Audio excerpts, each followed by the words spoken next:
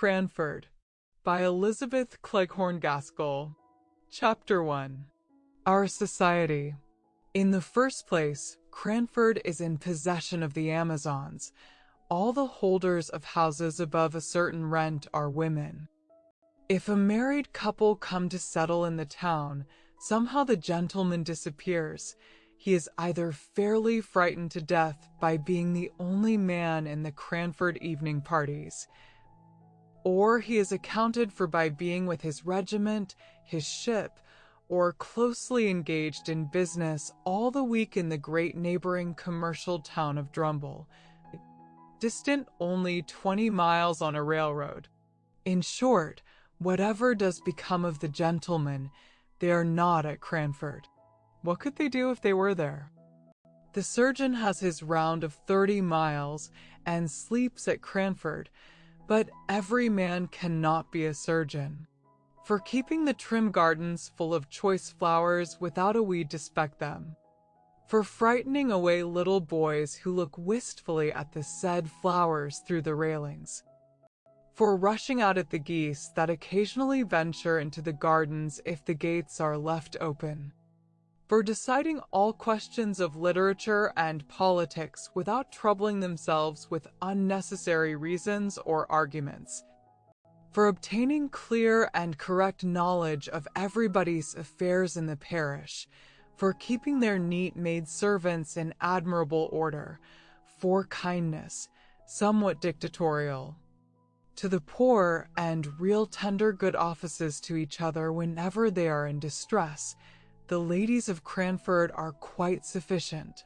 A man, as one of them observed to me once, is so in the way in the house.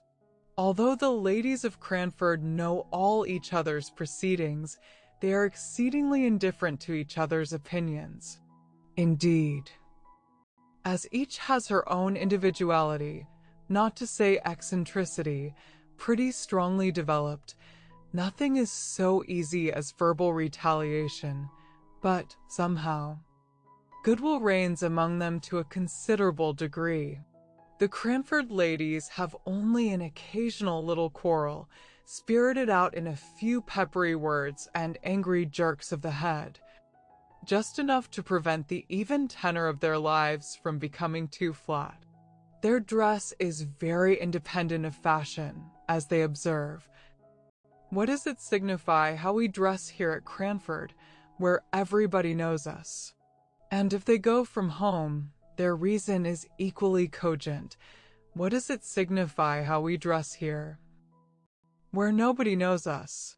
The materials of their clothes are, in general, good and plain, and most of them are nearly as scrupulous as Miss Tyler, of cleanly memory, but I will answer for it.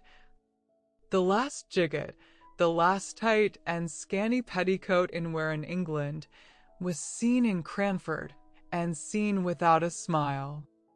A magnificent family red silk umbrella, I can testify to a magnificent family red silk umbrella, under which a gentle little spinster, left alone of many brothers and sisters, used to patter to church on rainy days.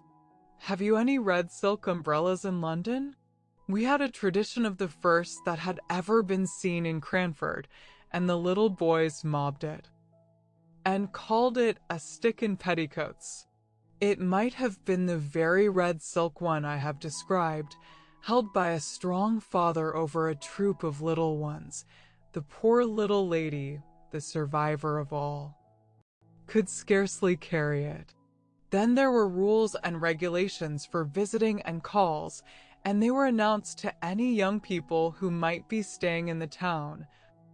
With all the solemnity with which the old Manx laws were read once a year on the tin-walled mount, our friends have sent to inquire how you are after your journey tonight, my dear. 15 miles in a gentleman's carriage. They will give you some rest tomorrow, but the next day I have no doubt they will call, so be at liberty after 12. From 12 to 3 are our calling hours. Then, after they had called, it is the third day. I dare say your mamma has told you, my dear. Never to let more than 3 days elapse between receiving a call and returning it, and also that you are never to stay longer than a quarter of an hour. But am I to look at my watch? How am I to find out when a quarter of an hour has passed? You must keep thinking about the time, my dear, and not allow yourself to forget it in conversation.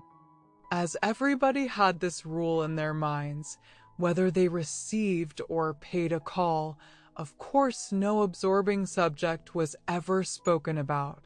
We kept ourselves to short sentences of small talk, and were punctual to our time. I imagine that a few of the gentlefolks of Cranford were poor, and had some difficulty in making both ends meet, but they were like the Spartans, and concealed their smart under a smiling face. We none of us spoke of money, because that subject savored of commerce and trade, and though some might be poor, we were all aristocratic. The Cranfordians had that kindly esprit de corps which made them overlook all deficiencies in success when some among them tried to conceal their poverty. When Mrs. Forrester, for instance, gave a party in her baby house of a dwelling, and the little maiden disturbed the ladies on the sofa by a request that she might get the tea tray out from underneath. Everyone took this novel proceeding as the most natural thing in the world, and talked on about household forms and ceremonies as if we all believed that our hostess had a regular servants' hall, second table, with housekeeper and steward, instead of the one little charity school maiden, whose short ruddy arms could never have been strong enough to carry the tray upstairs, if she had not been assisted in private by her mistress, who now sat in state, pretending not to know what cakes were sent up, though she knew, and we knew, and she knew that we knew, and we knew that she knew that we knew. She had been busy all the morning making tea bread and sponge cakes. There were 1 or 2 consequences arising from this general but unacknowledged poverty, and this very much acknowledged gentility, which were not amiss, and which might be introduced into many circles of society to their great improvement. For instance, the inhabitants of Cranford kept early hours, and clattered home in their pattens under the guidance of a lantern-bearer about 9 o'clock at night, and the whole town was abed and asleep by 10:30. Moreover, it was considered vulgar, a tremendous word in Cranford, to give anything expensive in the way of eatable or drinkable at the evening entertainments. Wafer bread and butter and sponge biscuits were all that the Honorable Mrs. Jameson gave, and she was sister-in-law to the late Earl of Glenmire, although she did practice such elegant economy. Elegant economy. How naturally one falls back into the phraseology of Cranford. There, economy was always elegant, and money spending always vulgar and ostentatious, a sort of sour grapeism which made us very peaceful and satisfied. I never shall forget the dismay felt when a certain Captain Brown came to live at Cranford, and openly spoke about his being poor, not in a whisper to an intimate friend, the doors and windows being previously closed, but in the public street, in a loud military voice, alleging his poverty as a reason for not taking a particular house. The ladies of Cranford were already rather moaning over the invasion of their territories by a man and a gentleman.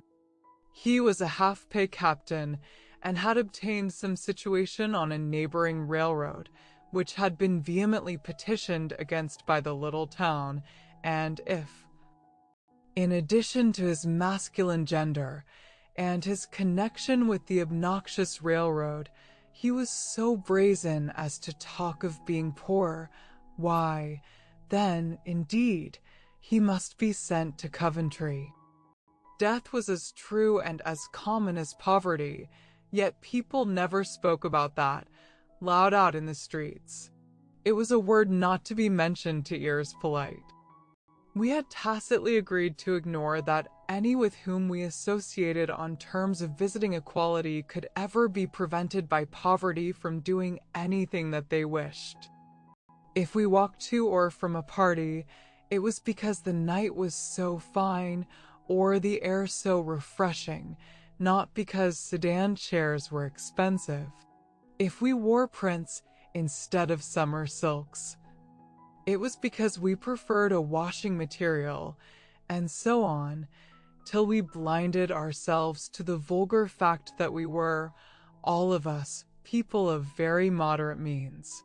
Of course, then, we did not know what to make of a man who could speak of poverty as if it was not a disgrace.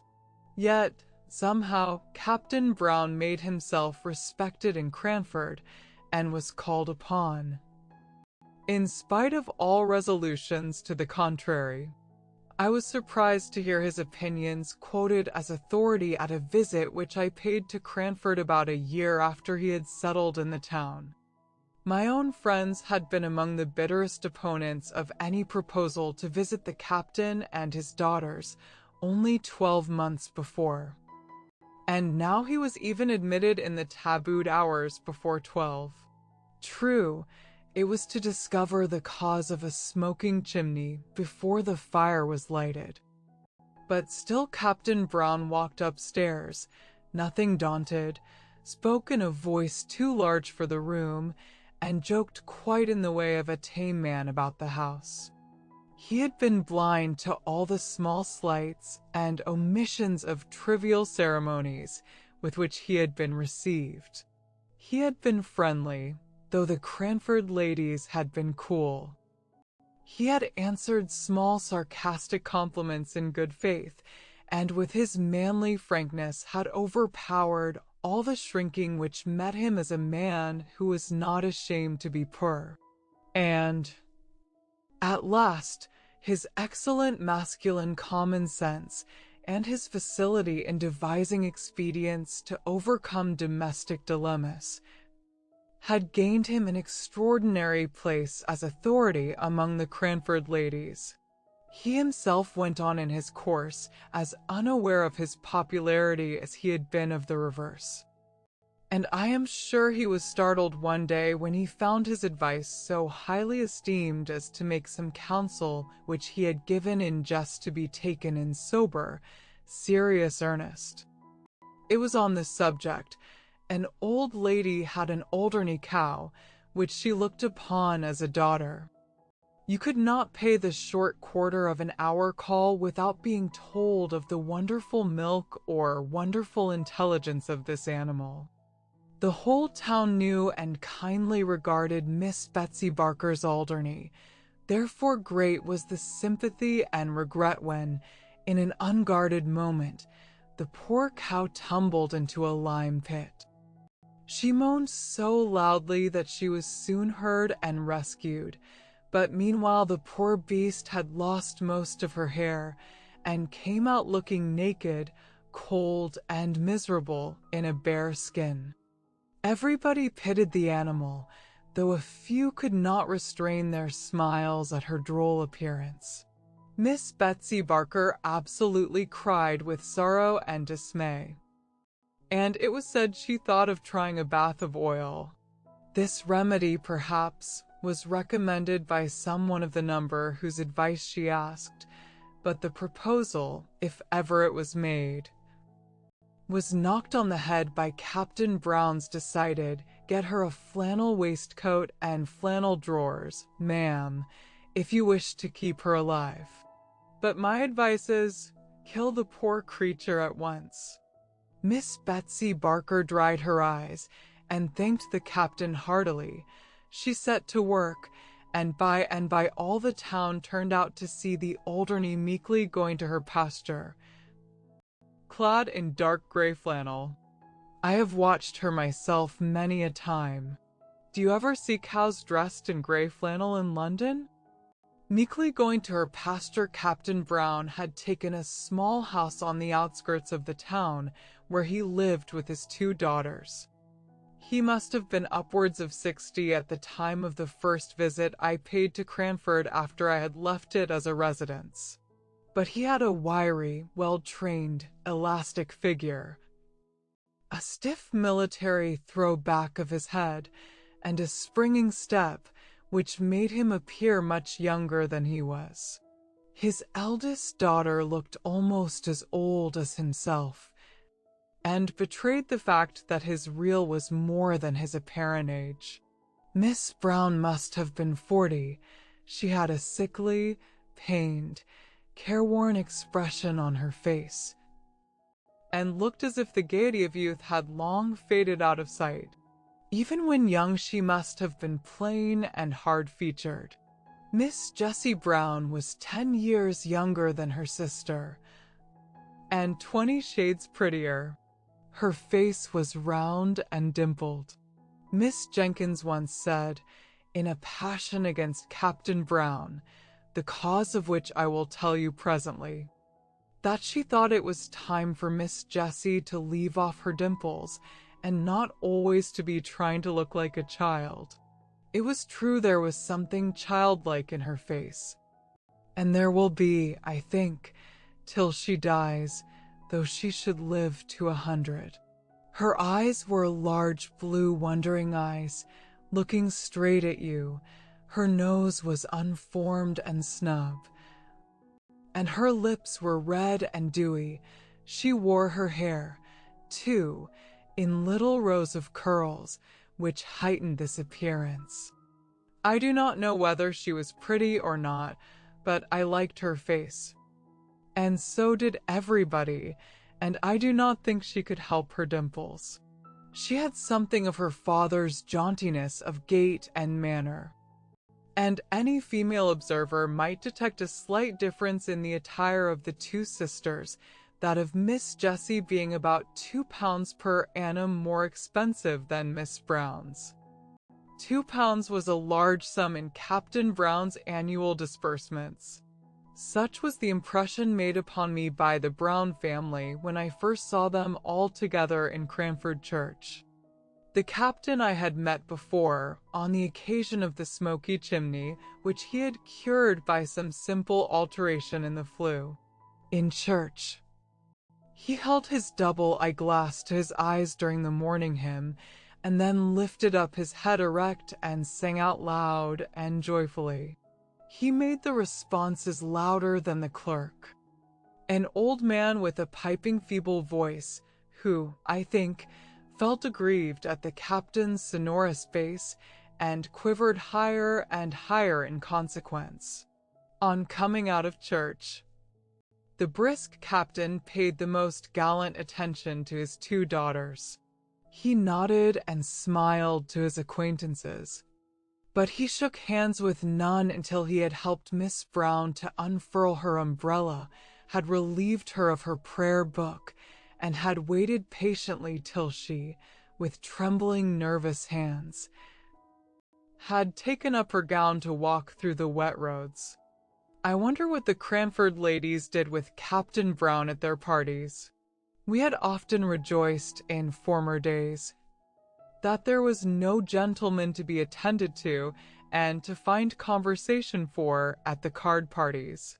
We had congratulated ourselves upon the snugness of the evenings, and, in our love for gentility and distaste of mankind, we had almost persuaded ourselves that to be a man was to be vulgar, so that when I found my friend and hostess, Miss Jenkins, was going to have a party in my honor, and that Captain and the Miss Browns were invited, I wondered much what would be the course of the evening.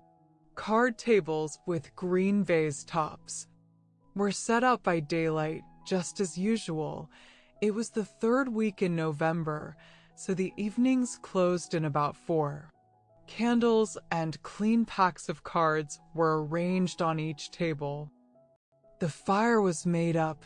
The neat maidservant had received her last directions, and there we stood, dressed in our best, each with a candle lighter in our hands, ready to dart at the candles as soon as the first knock came. Parties in Cranford were solemn festivities, making the ladies feel gravely elated as they sat together in their best dresses. As soon as 3 had arrived, we sat down to preference, I being the unlucky 4th. The next 4 comers were put down immediately to another table, and presently the tea trays, which I had seen set out in the storeroom as I passed in the morning, were placed each on the middle of a card table.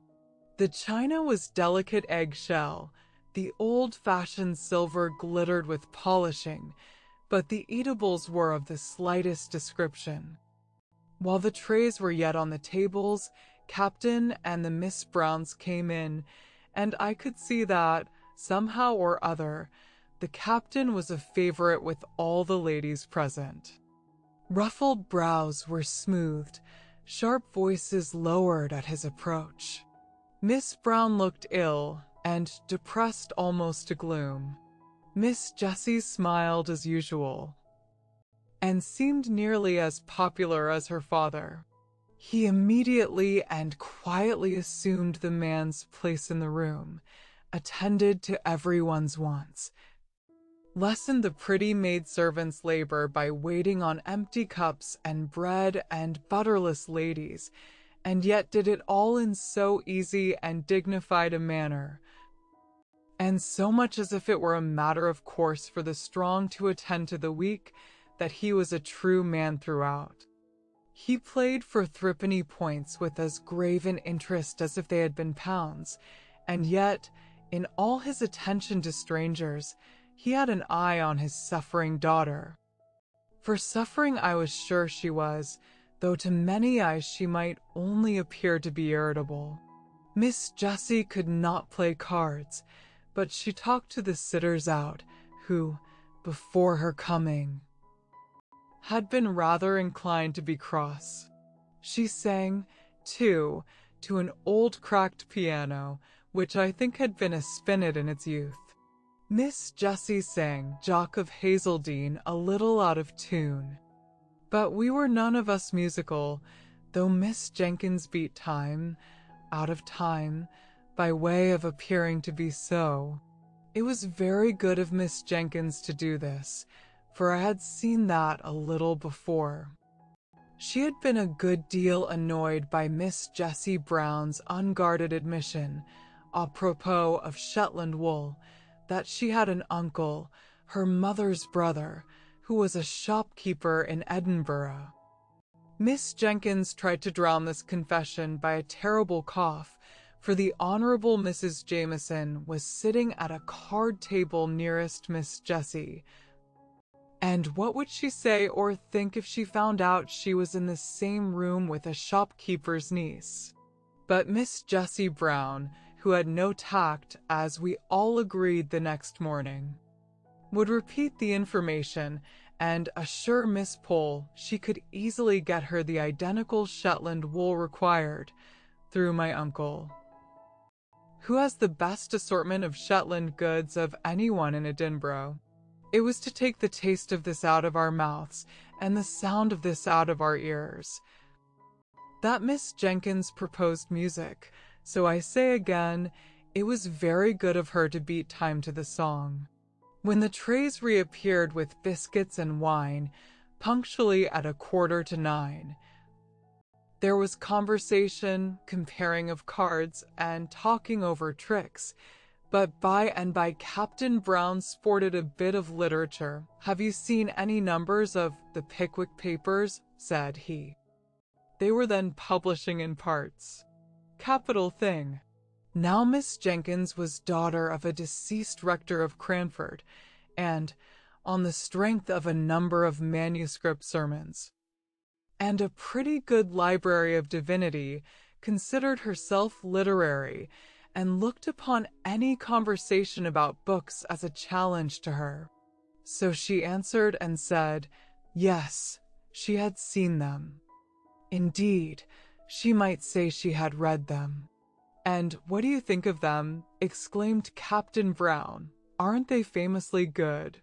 "So urged." Miss Jenkins could not but speak. "I must say, I don't think they are by any means equal to Dr. Johnson.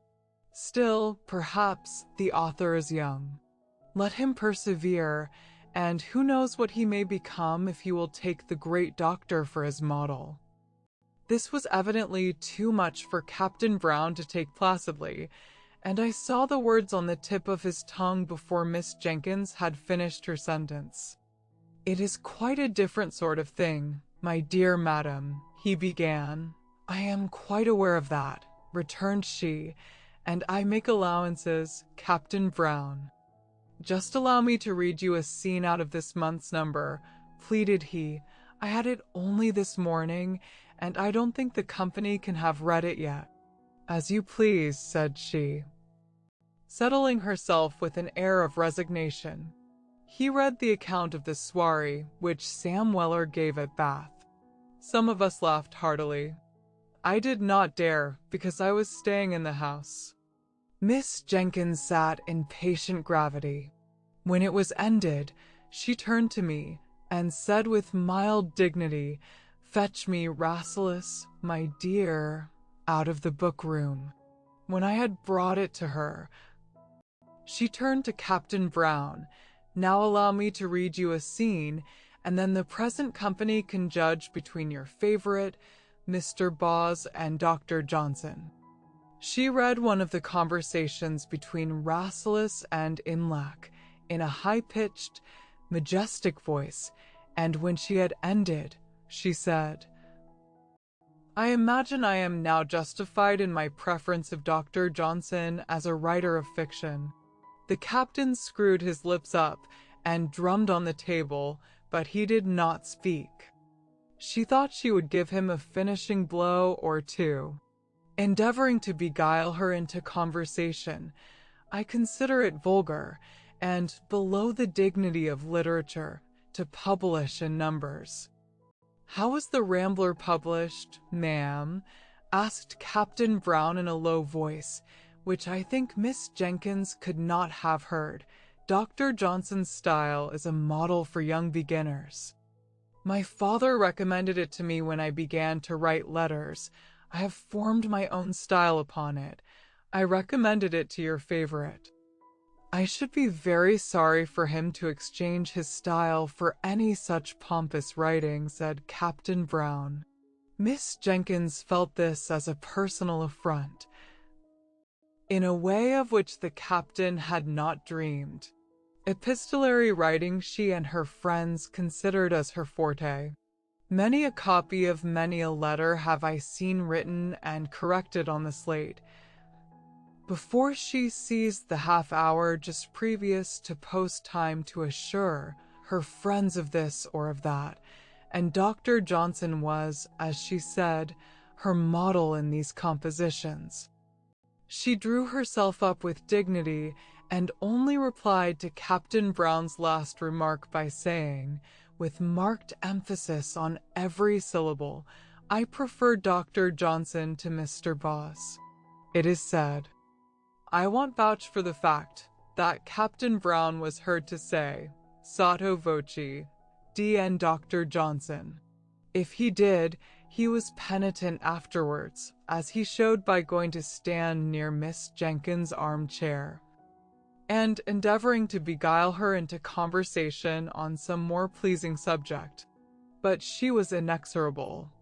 The next day she made the remark I have mentioned about Miss Jessie's dimples.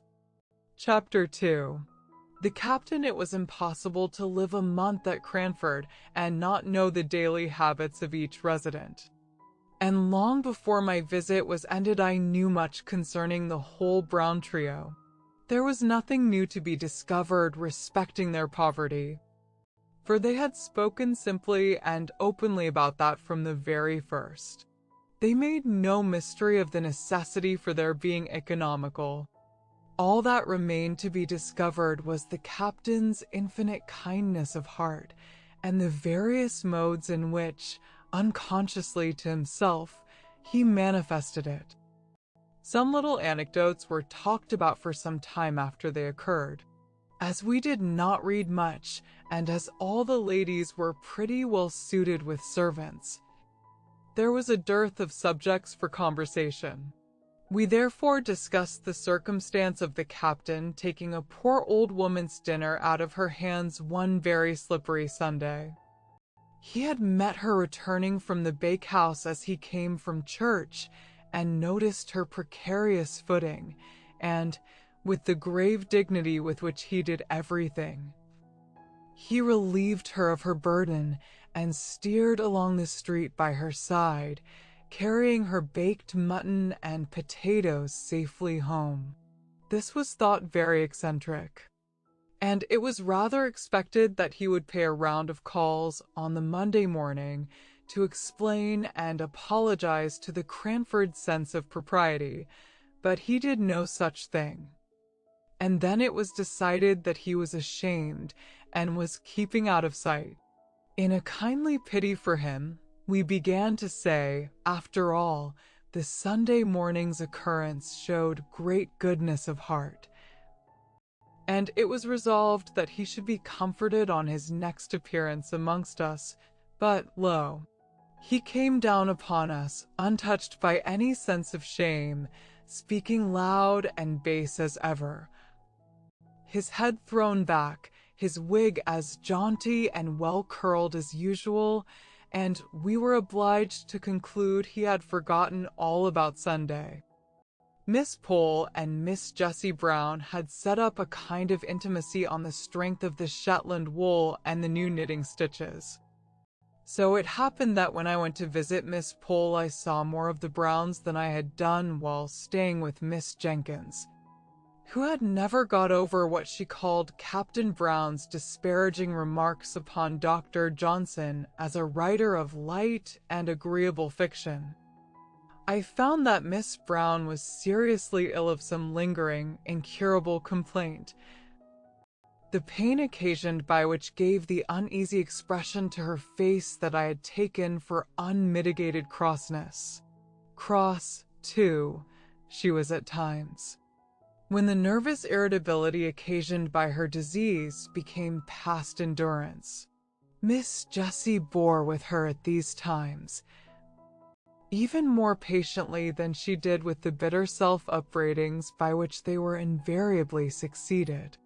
Miss Brown used to accuse herself, not merely of hasty and irritable temper, but also of being the cause why her father and sister were obliged to pinch, in order to allow her the small luxuries which were necessaries in her condition. She would so fain have made sacrifices for them, and have lightened their cares, that the original generosity of her disposition added acerbity to her temper.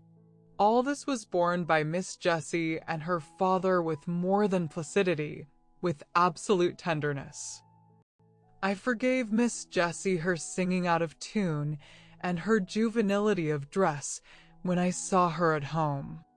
I came to perceive that Captain Brown's dark Brutus wig and padded coat, alas, too often threadbare, were remnants of the military smartness of his youth, which he now wore unconsciously. He was a man of infinite resources, gained in his baroque experience. As he confessed, no one could black his boots to please him except himself, but, indeed, he was not above saving the little maidservant's labors in every way, knowing, most likely, that his daughter's illness made the place a hard one. He endeavored to make peace with Miss Jenkins soon after the memorable dispute I have named, by a present of a wooden fire shovel, his own making, having heard her say how much the grating of an iron one annoyed her. She received the present with cool gratitude and thanked him formally. When he was gone, she bade me put it away in the lumber room, feeling, probably, that no present from a man who preferred Mr. Boz to Dr. Johnson could be less jarring than an iron fire shovel. Such was the state of things when I left Cranford and went to Drumble. I had, however, several correspondents who kept me au fait as to the proceedings of the dear little town. There was Miss Pole, who was becoming as much absorbed in crochet as she had been once in knitting, and the burden of whose letter was something like, "But don't you forget the white worsted at Flint's" of the old song. For at the end of every sentence of news came a fresh direction as to some crochet commission which I was to execute for her. Miss Matilda Jenkins, who did not mind being called Miss Mattie when Miss Jenkins was not by, wrote nice, kind, rambling letters, now and then venturing into an opinion of her own, but suddenly pulling herself up, and either begging me not to name what she had said, as Deborah thought differently, and she knew, or else putting in a postscript to the effect that, since writing the above, she had been talking over the subject with Deborah, and was quite convinced that, etc. Here probably followed a recantation of every opinion she had given in the letter. Then came Miss Jenkins, Deborah, as she liked Miss Mattie to call her. Her father having once said that the Hebrew name ought to be so pronounced. I secretly think she took the Hebrew prophetess for a model in character, and indeed, she was not unlike the stern prophetess in some ways, making allowance, of course, for modern customs and difference in dress. Miss Jenkins wore a cravat, and a little bonnet like a jockey cap, and altogether had the appearance of a strong-minded woman, although she would have despised the modern idea of women being equal to men. Equal. Indeed, she knew they were superior. But to return to her letters. Everything in them was stately and grand like herself. I have been looking them over, dear Miss Jenkins. How I honored her, and I will give an extract, more especially because it relates to our friend Captain Brown. The Honorable Mrs. Jameson has only just quitted me, and, in the course of conversation, she communicated to me the intelligence that she had yesterday received a call from her revered husband's quondam friend, Lord Mauleverer. You will not easily conjecture what brought his lordship within the precincts of our little town.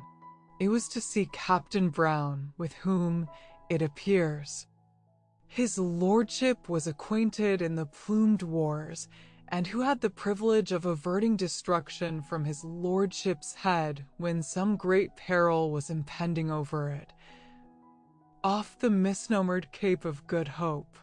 You know our friend the Honorable Mrs. Jameson's deficiency in the spirit of innocent curiosity, and you will therefore not be so much surprised when I tell you she was quite unable to disclose to me the exact nature of the peril in question.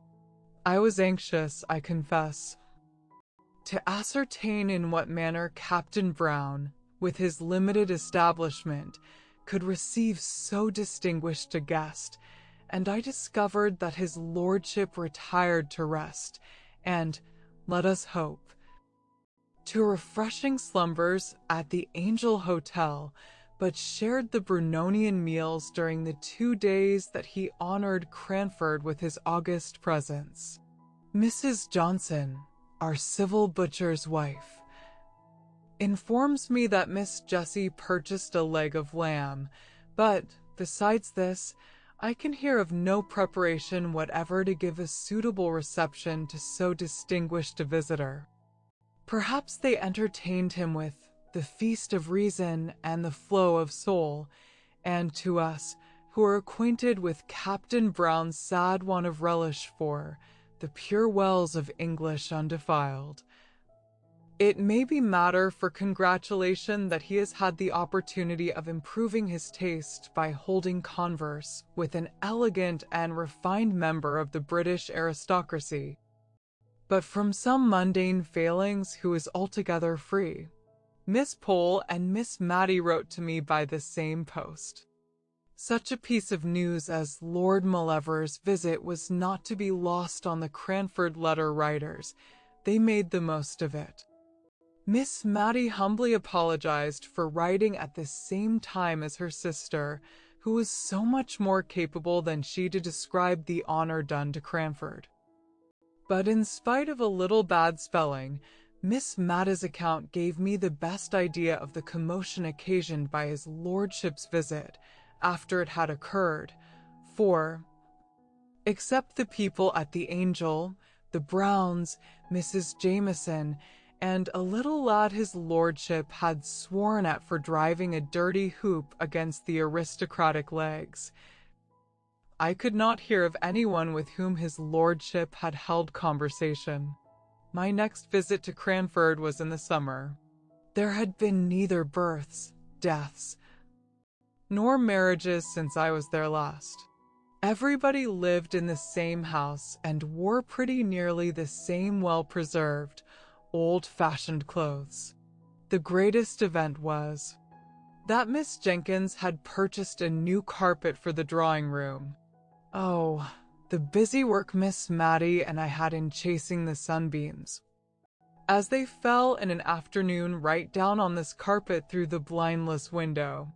We spread newspapers over the places and sat down to our book or our work, and lo, in a quarter of an hour the sun had moved and was blazing away on a fresh spot, and down again we went on our knees to alter the position of the newspapers.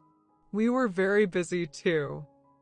One whole morning, before Miss Jenkins gave her party, in following her directions, and in cutting out and stitching together pieces of newspaper so as to form little paths to every chair set for the expected visitors, lest their shoes might dirty or defile the purity of the carpet. Do you make paper paths for every guest to walk upon in London? Captain Brown and Miss Jenkins were not very cordial to each other. The literary dispute, of which I had seen the beginning, was a raw, the slightest touch on which made them wince. It was the only difference of opinion they had ever had, but that difference was enough. Miss Jenkins could not refrain from talking at Captain Brown, and, though he did not reply, he drummed with his fingers, which action she felt and resented as very disparaging to Dr. Johnson. He was rather ostentatious in his preference of the writings of Mr. Boz, would walk through the streets so absorbed in them that he all but ran against Miss Jenkins, and though his apologies were earnest and sincere, and though he did not, in fact, do more than startle her and himself, she owned to me she had rather he had knocked her down, if he had only been reading a higher style of literature. The poor, brave captain. He looked older and more worn, and his clothes were very threadbare. But he seemed as bright and cheerful as ever, unless he was asked about his daughter's health. She suffers a great deal, and she must suffer more. We do what we can to alleviate her pain. God's will be done. He took off his hat at these last words. I found, from Miss Matty, that everything had been done, in fact. A medical man, of high repute in that country neighborhood, had been sent for, and every injunction he had given was attended to, regardless of expense. Miss Matty was sure they denied themselves many things in order to make the invalid comfortable, but they never spoke about it, and as for Miss Jessie, I really think she's an angel, said poor Miss Matty, quite overcome to see her way of bearing with Miss Brown's crossness, and the bright face she puts on after she's been sitting up a whole night and scolded above half of it is quite beautiful. Yet she looks as neat and as ready to welcome the captain at breakfast time as if she had been asleep in the Queen's bed all night. My dear, You could never laugh at her prim little curls or her pink bows again if you saw her as I have done. I could only feel very penitent, and greet Miss Jessie with double respect when I met her next. She looked faded and pinched, and her lips began to quiver, as if she was very weak when she spoke of her sister. But she brightened and sent back the tears that were glittering in her pretty eyes as she said, "But, to be sure, what a town Cranford is for kindness." I don't suppose anyone has a better dinner than usual cooked, but the best part of all comes in a little covered basin for my sister. The poor people will leave their earliest vegetables at our door for her. They speak short and gruff, as if they were ashamed of it. But I am sure it often goes to my heart to see their thoughtfulness. The tears now came back and overflowed, but after a minute or two she began to scold herself, and ended by going away the same cheerful Miss Jessie as ever. But why does not this Lord Mauleverer do something for the man who saved his life? Said I. Why, you see, unless Captain Brown has some reason for it, he never speaks about being poor, and he walked along by his lordship looking as happy and cheerful as a prince. And as they never called attention to their dinner by apologies, and as Miss Brown was better that day, and all seemed bright, I dare say his lordship never knew how much care there was in the background. He did send game in the winter pretty often, but now he has gone abroad. I had often occasion to notice the use that was made of fragments and small opportunities in Cranford.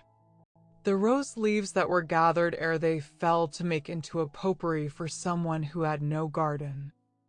The little bundles of lavender flowers sent to strew the drawers of some town dweller, or to burn in the chamber of some invalid. Things that many would despise, and actions which it seemed scarcely worth while to perform, were all attended to in Cranford. Miss Jenkins stuck an apple full of cloves, to be heated and smell pleasantly in Miss Brown's room, and as she put in each clove, she uttered a Johnsonian sentence. Indeed, she never could think of the Browns without talking Johnson, and, as they were seldom absent from her thoughts just then, I heard many a rolling, three-piled sentence. Captain Brown called one day to thank Miss Jenkins for many little kindnesses, which I did not know until then that she had rendered. He had suddenly become like an old man.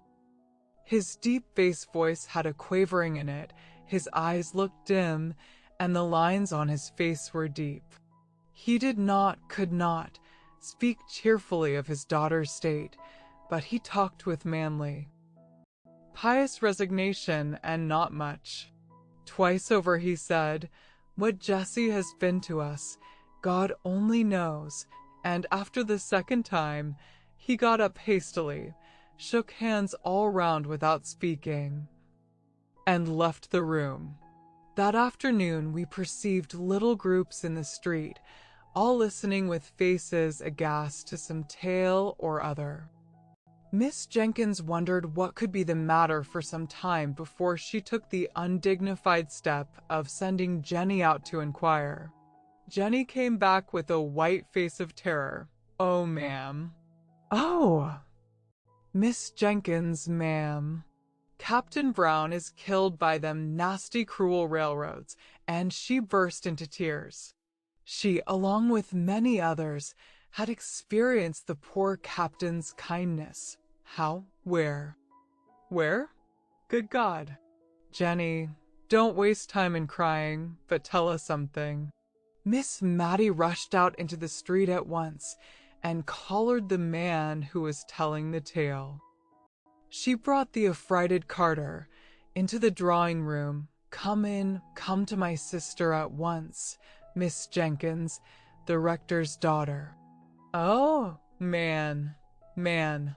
Say it is not true," she cried, as she brought the affrighted Carter, sleeking down his hair, into the drawing room, where he stood with his wet boots on the new carpet, and no one regarded it. Please, Mum, it is true.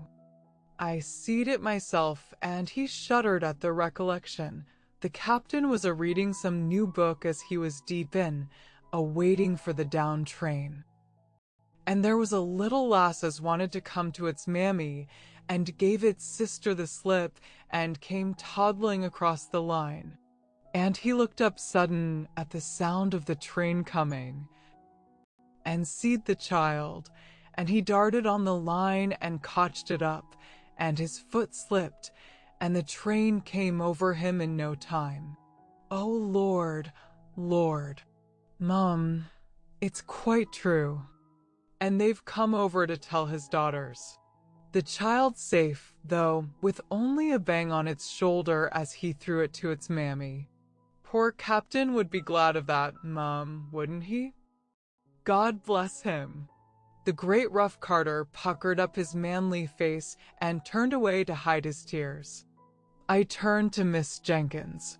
She looked very ill, as if she were going to faint, and signed to me to open the window. Matilda, bring me my bonnet. I must go to those girls. God pardon me, if ever I have spoken contemptuously to the captain. Miss Jenkins arrayed herself to go out, telling Miss Matilda to give the man a glass of wine. While she was away, Miss Mattie and I huddled over the fire, talking in a low and awestruck voice. I know we cried quietly all the time.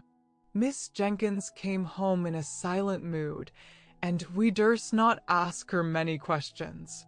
She told us that Miss Jessie had fainted, and that she and Miss Pole had had some difficulty in bringing her round, but that, as soon as she recovered, she begged one of them to go and sit with her sister.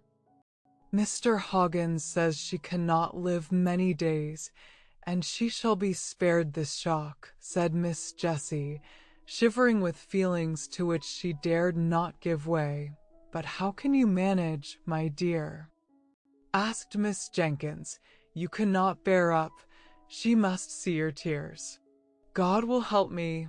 I will not give way. She was asleep when the news came. She may be asleep yet. She would be so utterly miserable. Not merely at my father's death, but to think of what would become of me. She is so good to me.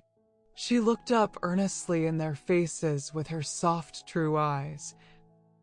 And Miss Pole told Miss Jenkins afterwards she could hardly bear it, knowing, as she did, how Miss Brown treated her sister. However, it was settled according to Miss Jessie's wish. Miss Brown was to be told her father had been summoned to take a short journey on railway business. They had managed it in some way. Miss Jenkins could not exactly say how. Miss Pole was to stop with Miss Jessie. Mrs. Jameson had sent to inquire. And this was all we heard that night, and a sorrowful night it was. The next day a full account of the fatal accident was in the county paper, which Miss Jenkins took in. Her eyes were very weak, she said, and she asked me to read it. When I came to the gallant gentleman was deeply engaged in the perusal of a number of Pickwick, which he had just received. Miss Jenkins shook her head long and solemnly, and then sighed out, "Poor, dear, infatuated man." The corpse was to be taken from the station to the parish church, there to be interred. Miss Jessie had set her heart on following it to the grave, and no dissuasives could alter her resolve. Her restraint upon herself made her almost obstinate. She resisted all Miss Pole's entreaties and Miss Jenkins' advice. At last Miss Jenkins gave up the point, and after a silence, which I feared portended some deep displeasure against Miss Jessie, Miss Jenkins said she should accompany the latter to the funeral. It is not fit for you to go alone. It would be against both propriety and humanity were I to allow it. Miss Jessie seemed as if she did not half like this arrangement, but her obstinacy, if she had any, had been exhausted in her determination to go to the interment. She longed, poor thing, I have no doubt, to cry alone over the grave of the dear father to whom she had been all in all, and to give way, for one little half-hour, uninterrupted by sympathy and unobserved by friendship. But it was not to be. That afternoon Miss Jenkins sent out for a yard of black crape, and employed herself busily in trimming the little black silk bonnet I have spoken about.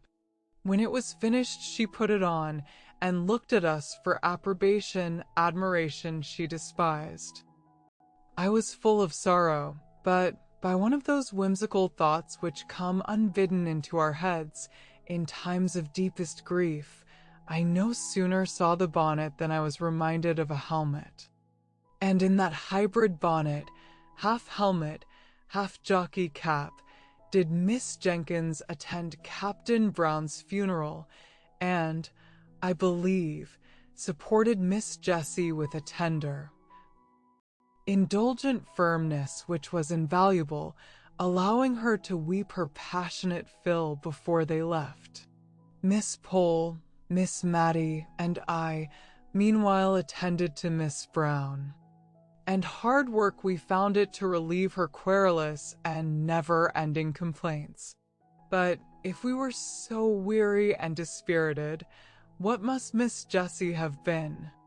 Yet she came back almost calm, as if she had gained a new strength. She put off her morning dress and came in, looking pale and gentle, thanking us each with a soft, long pressure of the hand. She could even smile, a faint, sweet, wintry smile, as if to reassure us of her power to endure, but her look made our eyes fill suddenly with tears, more than if she had cried outright. It was settled that Miss Pole was to remain with her all the watching livelong night, and that Miss Mattie and I were to return in the morning to relieve them, and give Miss Jessie the opportunity for a few hours of sleep. But when the morning came, Miss Jenkins appeared at the breakfast table, equipped in her helmet bonnet, and ordered Miss Mattie to stay at home, as she meant to go and help to nurse. She was evidently in a state of great friendly excitement, which she showed by eating her breakfast standing, and scolding the household all round. No nursing, no energetic, strong-minded woman could help Miss Brown now. There was that in the room as we entered which was stronger than us all, and made us shrink into solemn, awestruck helplessness. Miss Brown was dying. We hardly knew her voice, it was so devoid of the complaining tone we had always associated with it. Miss Jessie told me afterwards that it, and her face too, were just what they had been formerly, when her mother's death left her the young, anxious head of the family, of whom only Miss Jessie survived. She was conscious of her sister's presence, though not, I think, of ours. We stood a little behind the curtain. Miss Jessie knelt with her face near her sister's, in order to catch the last soft, awful whispers. Oh, Jessie, Jessie, how selfish I have been. God forgive me for letting you sacrifice yourself for me as you did. I have so loved you, and yet I have thought only of myself. God forgive me. Hush, love. Hush, said Miss Jessie, sobbing. And my father, my dear, dear father. I will not complain now, if God will give me strength to be patient. But, oh, Jessie, tell my father how I longed and yearned to see him at last, and to ask his forgiveness. He can never know now how I loved him, oh. If I might but tell him before I die, what a life of sorrow his has been, and I have done so little to cheer him." A light came into Miss Jessie's face. "Would it comfort you, dearest, to think that he does know? Would it comfort you, love, to know that his cares, his sorrows," her voice quivered. But she steadied it into calmness. "Mary, he has gone before you to the place where the weary are at rest. He knows now how you loved him." A strange look, which was not distress, came over Miss Brown's face. She did not speak for some time, but then we saw her lips form the words, rather than heard the sound. "Father, Mother, Harry, Archie," then, as if it were a new idea throwing a filmy shadow over her darkened mind, "But you will be alone, Jessie." Miss Jessie had been feeling this all during the silence, I think, for the tears rolled down her cheeks like rain at these words, and she could not answer at first. Then she put her hands together tight and lifted them up and said, "But not to us. Though he slay me, yet will I trust in him." In a few moments more Miss Brown lay calm and still, never to sorrow or murmur more. After this second funeral, Miss Jenkins insisted that Miss Jessie should come to stay with her rather than go back to the desolate house, which, in fact, we learned from Miss Jessie, must now be given up, as she had not wherewithal to maintain it. She had something above £20 a year, besides the interest of the money for which the furniture would sell. But she could not live upon that, and so we talked over her qualifications for earning money. "I can sew neatly," said she, "and I like nursing. I think, too, I could manage a house. If anyone would try me as housekeeper, or I would go into a shop as saleswoman, if they would have patience with me at first," Miss Jenkins declared, in an angry voice, that she should do no such thing, and talked to herself about some people having no idea of their rank as a captain's daughter, nearly an hour afterwards, when she brought Miss Jessie up a basin of delicately made arrowroot, and stood over her like a dragoon until the last spoonful was finished. Then she disappeared. Miss Jessie began to tell me some more of the plans which had suggested themselves to her, and insensibly fell into talking of the days that were past and gone, and interested me so much I neither knew nor heeded how time passed. We were both startled when Miss Jenkins reappeared and caught us crying. I was afraid lest she would be displeased, as she often said that crying hindered digestion, and I knew she wanted Miss Jessie to get strong. But instead, she looked queer and excited, and fidgeted round us without saying anything. At last she spoke. "I have been so much startled." "No, I've not been at all startled. Don't mind me, my dear Miss Jessie. I've been very much surprised. In fact, I've had a caller whom you knew once, my dear Miss Jessie." Miss Jessie went very white, then flushed scarlet, and looked eagerly at Miss Jenkins. "A gentleman, my dear, who wants to know if you would see him." "Is it?" "It is not," stammered out Miss Jessie, and got no farther. "This is his card," said Miss Jenkins, giving it to Miss Jessie. And while her head was bent over it, Miss Jenkins went through a series of winks and odd faces to me, and formed her lips into a long sentence, of which, of course, I could not understand a word. "May he come up?"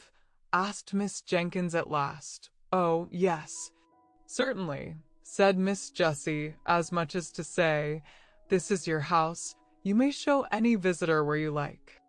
She took up some knitting of Miss Matta's and began to be very busy, though I could see how she trembled all over. Miss Jenkins rang the bell and told the servant who answered it to show Major Gordon upstairs, and presently in walked a tall, fine, frank-looking man of 40 or upwards. He shook hands with Miss Jessie, but he could not see her eyes. She kept them so fixed on the ground. Miss Jenkins asked me if I would come and help her to tie up the preserves in the storeroom. And though Miss Jessie plucked at my gown and even looked up at me with begging eye, I durst not refuse to go where Miss Jenkins asked, instead of tying up preserves in the storeroom.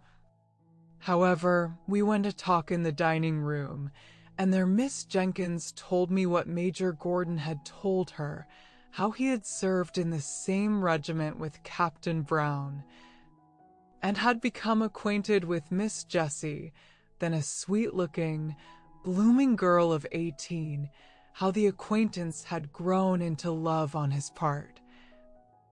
Though it had been some years before he had spoken, how on becoming possessed, through the will of an uncle, of a good estate in Scotland, he had offered and been refused, though with so much agitation and evident distress that he was sure she was not indifferent to him, and how he had discovered that the obstacle was the fell disease which was, even then, too surely threatening her sister. She had mentioned that the surgeons foretold intense suffering, and there was no one but herself to nurse her poor Mary, or cheer and comfort her father during the time of illness. They had had long discussions, and on her refusal to pledge herself to him as his wife when all should be over, he had grown angry and broken off entirely and gone abroad, believing that she was a cold-hearted person whom he would do well to forget. He had been traveling in the East, and was on his return home when, at Rome, he saw the account of Captain Brown's death in Galignani. Just then Miss Mattie, who had been out all the morning, and had only lately returned to the house, burst in with a face of dismay and outraged propriety. "Oh, goodness me," she said, "Deborah, there's a gentleman sitting in the drawing-room with his arm round Miss Jessie's waist." Miss Mattie's eyes looked large with terror, with his arm around Miss Jessie's waist. Miss Jenkins snubbed her down in an instant, the most proper place in the world for his arm to be in. "Go away, Matilda, and mind your own business." This from her sister, who had hitherto been a model of feminine decorum, was a blow for poor Miss Mattie, and with a double shock she left the room. The last time I ever saw poor Miss Jenkins was many years after this. Mrs. Gordon had kept up a warm and affectionate intercourse with all at Cranford. Miss Jenkins, Miss Mattie, and Miss Pole had all been to visit her, and returned with wonderful accounts of her house, her husband, her dress, and her looks. For, with happiness, something of her early bloom returned. She had been a year or two younger than we had taken her for. Her eyes were always lovely, and as Mrs. Gordon, her dimples were not out of place, at the time to which I have referred. When I last saw Miss Jenkins, that lady was old and feeble, and had lost something of her strong mind.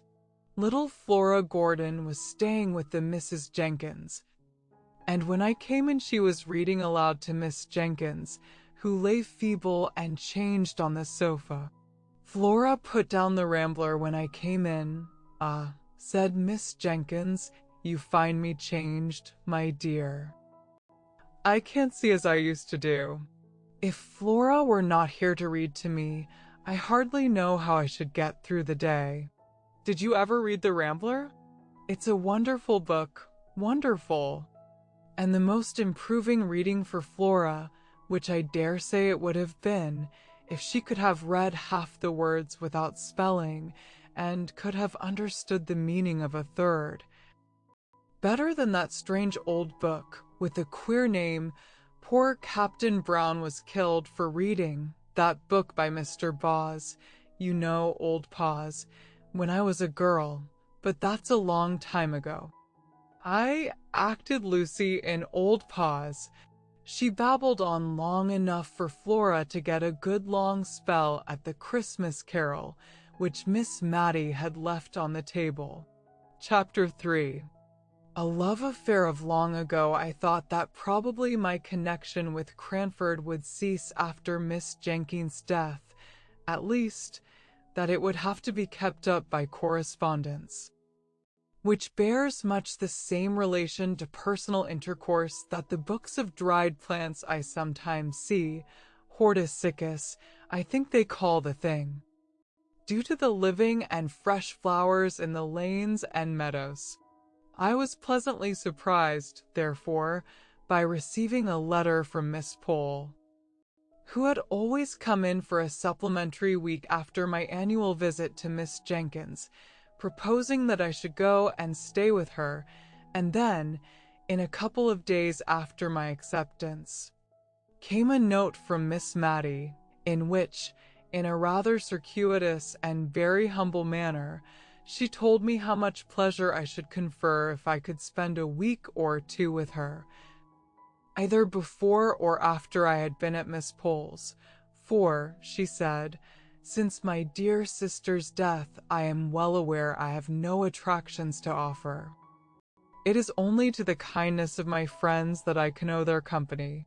Of course I promised to come to dear Miss Matty as soon as I had ended my visit to Miss Pole, and the day after my arrival at Cranford I went to see her, much wondering what the house would be like without Miss Jenkins, and rather dreading the changed aspect of things. Miss Matty began to cry as soon as she saw me. She was evidently nervous from having anticipated my call. I comforted her as well as I could, and I found the best consolation I could give was the honest praise that came from my heart as I spoke of the deceased.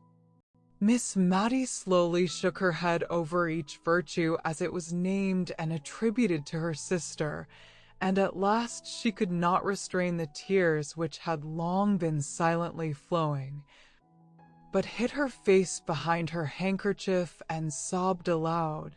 "Dear Miss Matty," said I, taking her hand, for indeed I did not know in what way to tell her how sorry I was for her, left deserted in the world. She put down her handkerchief and said, "My dear, rather you did not call me Matty." She did not like it, but I did many a thing she did not like, am afraid. And now she's gone. If you please, my love, will you call me Matilda? I promised faithfully and began to practice the new name with Miss Pole that very day, and, by degrees, Miss Matilda's feeling on the subject was known through Cranford, and we all tried to drop the more familiar name, but with so little success that by and by we gave up the attempt. My visit to Miss Pole was very quiet. Miss Jenkins had so long taken the lead in Cranford that now she was gone, they hardly knew how to give a party. The Honorable Mrs. Jameson, to whom Miss Jenkins herself had always yielded the post of honor, was fat and inert, and very much at the mercy of her old servants. If they chose that she should give a party, they reminded her of the necessity for so doing. If not, she let it alone. There was all the more time for me to hear old-world stories from Miss Pole while she sat knitting, and I making my father's shirts. I always took a quantity of plain sewing to Cranford, for, as we did not read much or walk much, I found it a capital time to get through my work.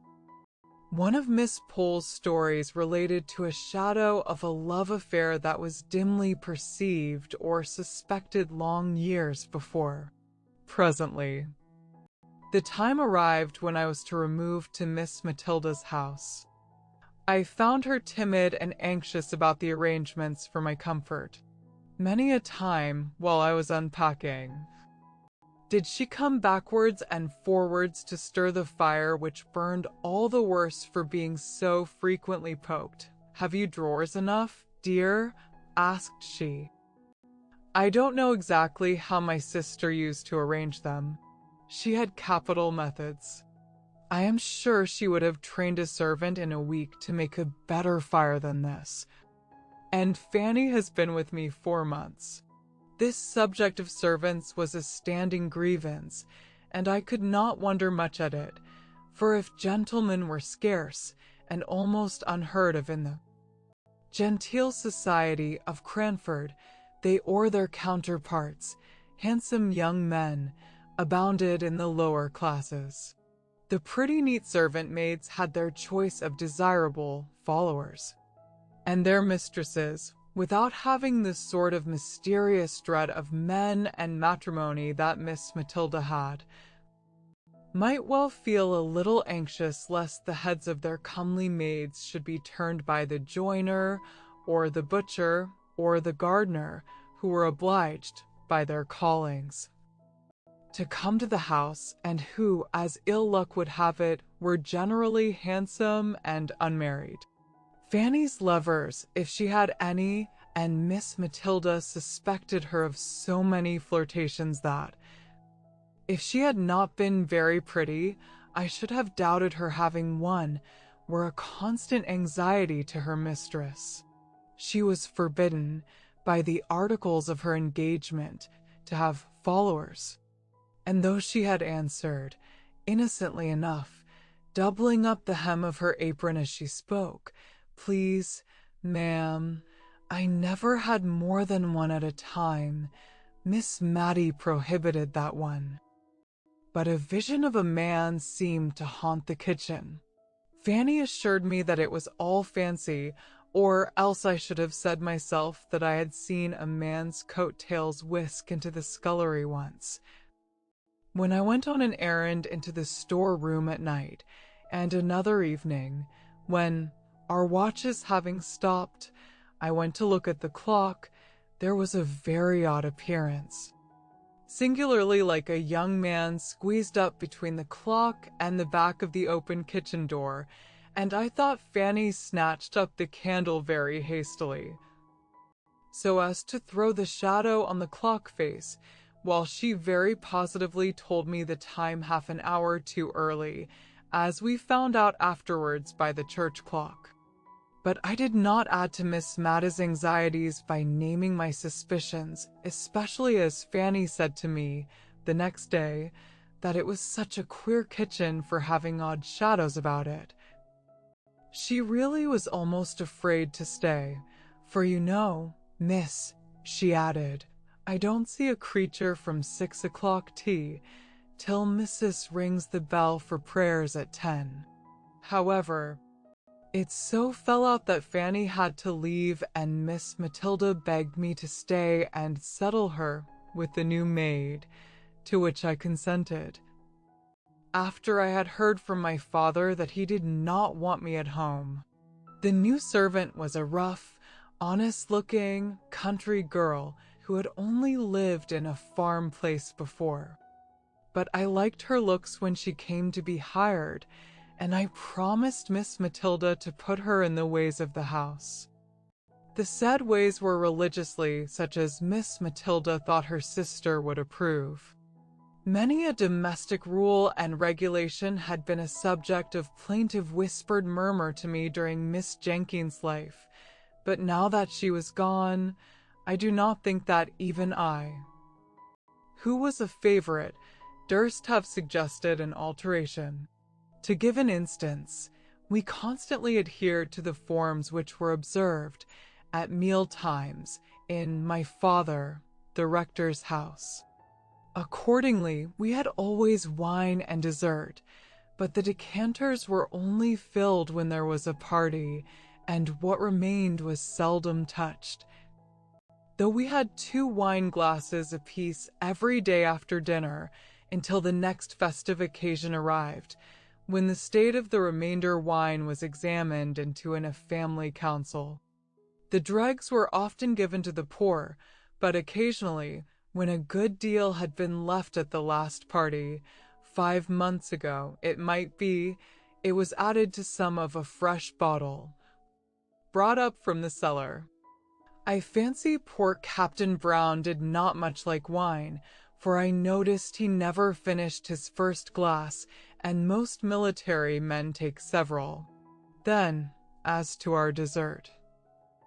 Miss Jenkins used to gather currants and gooseberries for it herself, which I sometimes thought would have tasted better fresh from the trees. But then, as Miss Jenkins observed, there would have been nothing for dessert in summertime. As it was, we felt very genteel with our 2 glasses apiece and a dish of gooseberries at the top, of currants and biscuits at the sides, and 2 decanters at the bottom. When oranges came in, a curious proceeding was gone through. Miss Jenkins did not like to cut the fruit, for, as she observed, the juice all ran out nobody knew where. Sucking, only I think she used some more recondite word, was in fact the only way of enjoying oranges. But then there was the unpleasant association with a ceremony frequently gone through by little babies, and so, after dessert, in orange season, Miss Jenkins and Miss Mattie used to rise up, possess themselves each of an orange in silence, and withdraw to the privacy of their own rooms to indulge in sucking oranges. I had once or twice tried, on such occasions, to prevail on Miss Mattie to stay, and had succeeded in her sister's lifetime. I held up a screen and did not look, and, as she said, she tried not to make the noise very offensive, but now that she was left alone, she seemed quite horrified when I begged her to remain with me in the warm dining parlor, and enjoy her orange as she liked best. And so it was in everything. Miss Jenkins' rules were made more stringent than ever, because the framer of them was gone where there could be no appeal. In all things else Miss Matilda was meek and undecided to a fault. I have heard Fanny turn her round 20 times in a morning about dinner, just as the little hussy chose. And I sometimes fancied she worked on Miss Matilda's weakness in order to bewilder her and to make her feel more in the power of her clever servant. I determined that I would not leave her till I had seen what sort of a person Martha was, and, if I found her trustworthy, I would tell her not to trouble her mistress with every little decision. Martha was blunt and plain-spoken to a fault. Otherwise, she was a brisk, well-meaning, but very ignorant girl. She had not been with us a week before Miss Matilda and I were astounded one morning by the receipt of a letter from a cousin of hers who had been 20 or 30 years in India, and who had lately, as we had seen by the army list, returned to England, bringing with him an invalid wife who had never been introduced to her English relations. Major Jenkins wrote to propose that he and his wife should spend a night at Cranford, on his way to Scotland, at the inn, if it did not suit Miss Matilda to receive them into her house, in which case they should hope to be with her as much as possible during the day. Of course it must suit her, as she said, for all Cranford knew that she had her sister's bedroom at liberty. But I am sure she wished the Major had stopped in India and forgotten his cousins out and out. "Oh, how must I manage?" asked she helplessly. If Deborah had been alive, she would have known what to do with a gentleman visitor. Must I put razors in his dressing room? Dear, dear. And I've got none. Deborah would have had them. And slippers and coat brushes? I suggested that probably he would bring all these things with him, and after dinner, how am I to know when to get up and leave him to his wine? Deborah would have done it so well. She would have been quite in her element. Will he want coffee, do you think?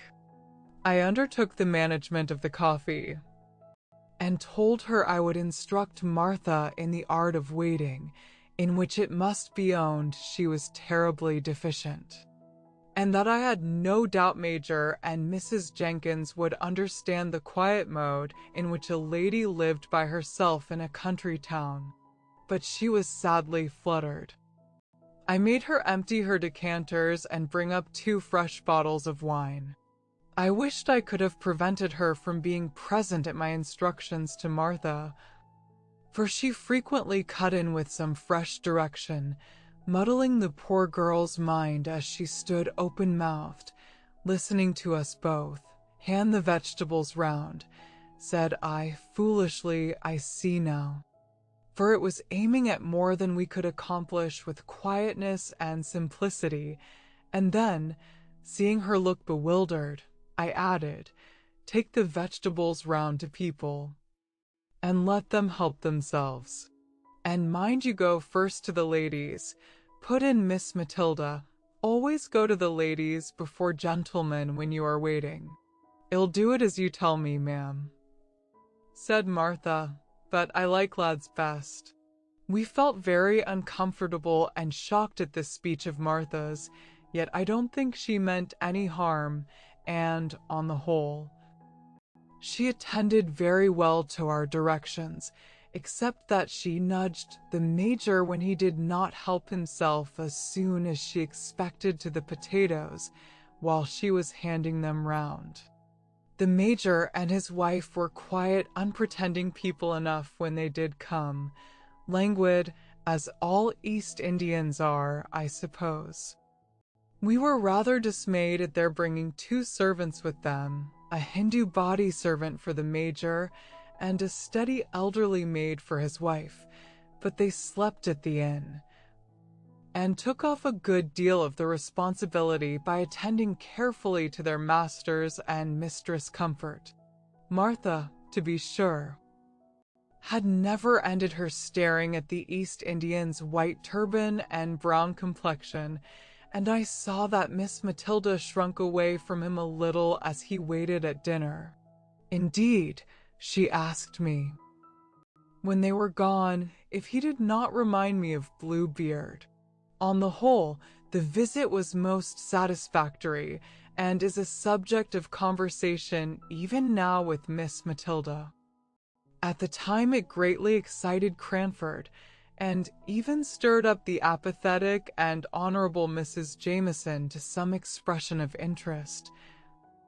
When I went to call and thank her for the kind answers she had vouchsafed to Miss Matilda's inquiries as to the arrangement of a gentleman's dressing-room, answers which I must confess she had given in the wearied manner of the Scandinavian prophetess, leave me to repose. And now I come to the love affair.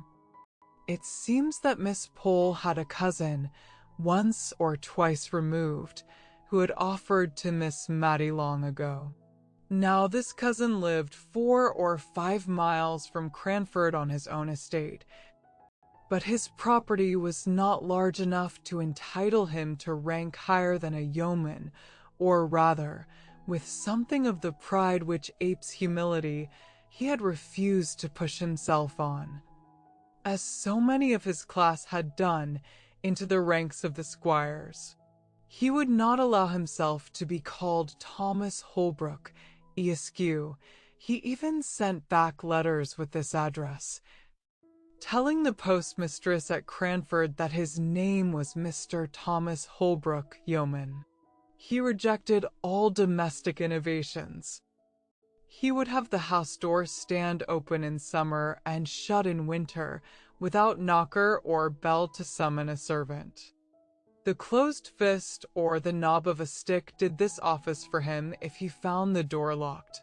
He despised every refinement which had not its root deep down in humanity.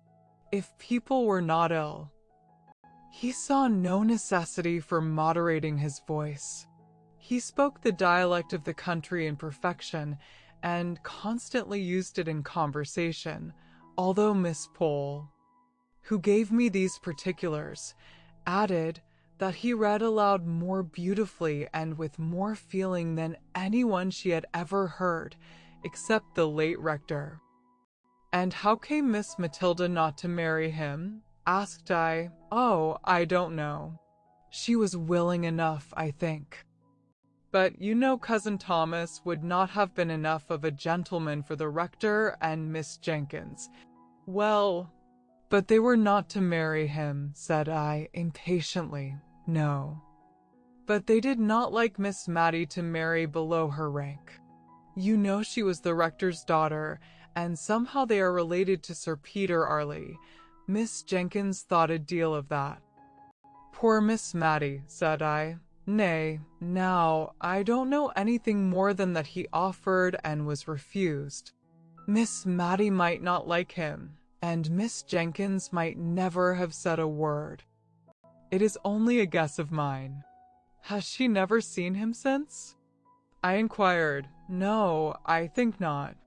You see, Woodley, Cousin Thomas' house, lies halfway between Cranford and Miss Selton. And I know he made Miss Selton his market town very soon after he had offered to Miss Matty, and I don't think he has been into Cranford above once or twice since once. When I was walking with Miss Matty in High Street, and suddenly she darted from me and went up Shire Lane. A few minutes after I was startled by meeting Cousin Thomas." "How old is he?" I asked. After a pause of castle building, "He must be about 70, I think, my dear," said Miss Pole, blowing up my castle, as if by gunpowder, into small fragments. Very soon after, at least during my long visit to Miss Matilda, I had the opportunity of seeing Mr. Holbrook, seeing, too, his first encounter with his former love, after 30 or 40 years' separation. I was helping to decide whether any of the new assortment of colored silks, which they had just received at the shop, would do to match a gray and black mousseline delaine that wanted a new breath, when a tall, thin, Don Quixote-looking old man came into the shop for some woolen gloves. I had never seen the person, who was rather striking, before, and I watched him rather attentively while Miss Matty listened to the shopman. The stranger wore a blue coat with brass buttons, drab breeches, and gaiters, and drummed with his fingers on the counter until he was attended to. When he answered the shop boy's question, "What can I have the pleasure of showing you today, sir?" I saw Miss Matilda start, and then suddenly sit down, and instantly I guessed who it was. She had made some inquiry which had to be carried round to the other shopman. "Miss Jenkins wants the black sarcenet 2 and 2pence the yard," and Mr. Holbrook had caught the name, and was across the shop in 2 strides. "Matty, Miss Matilda, Miss Jenkins." God bless my soul. I should not have known you. How are you? How are you?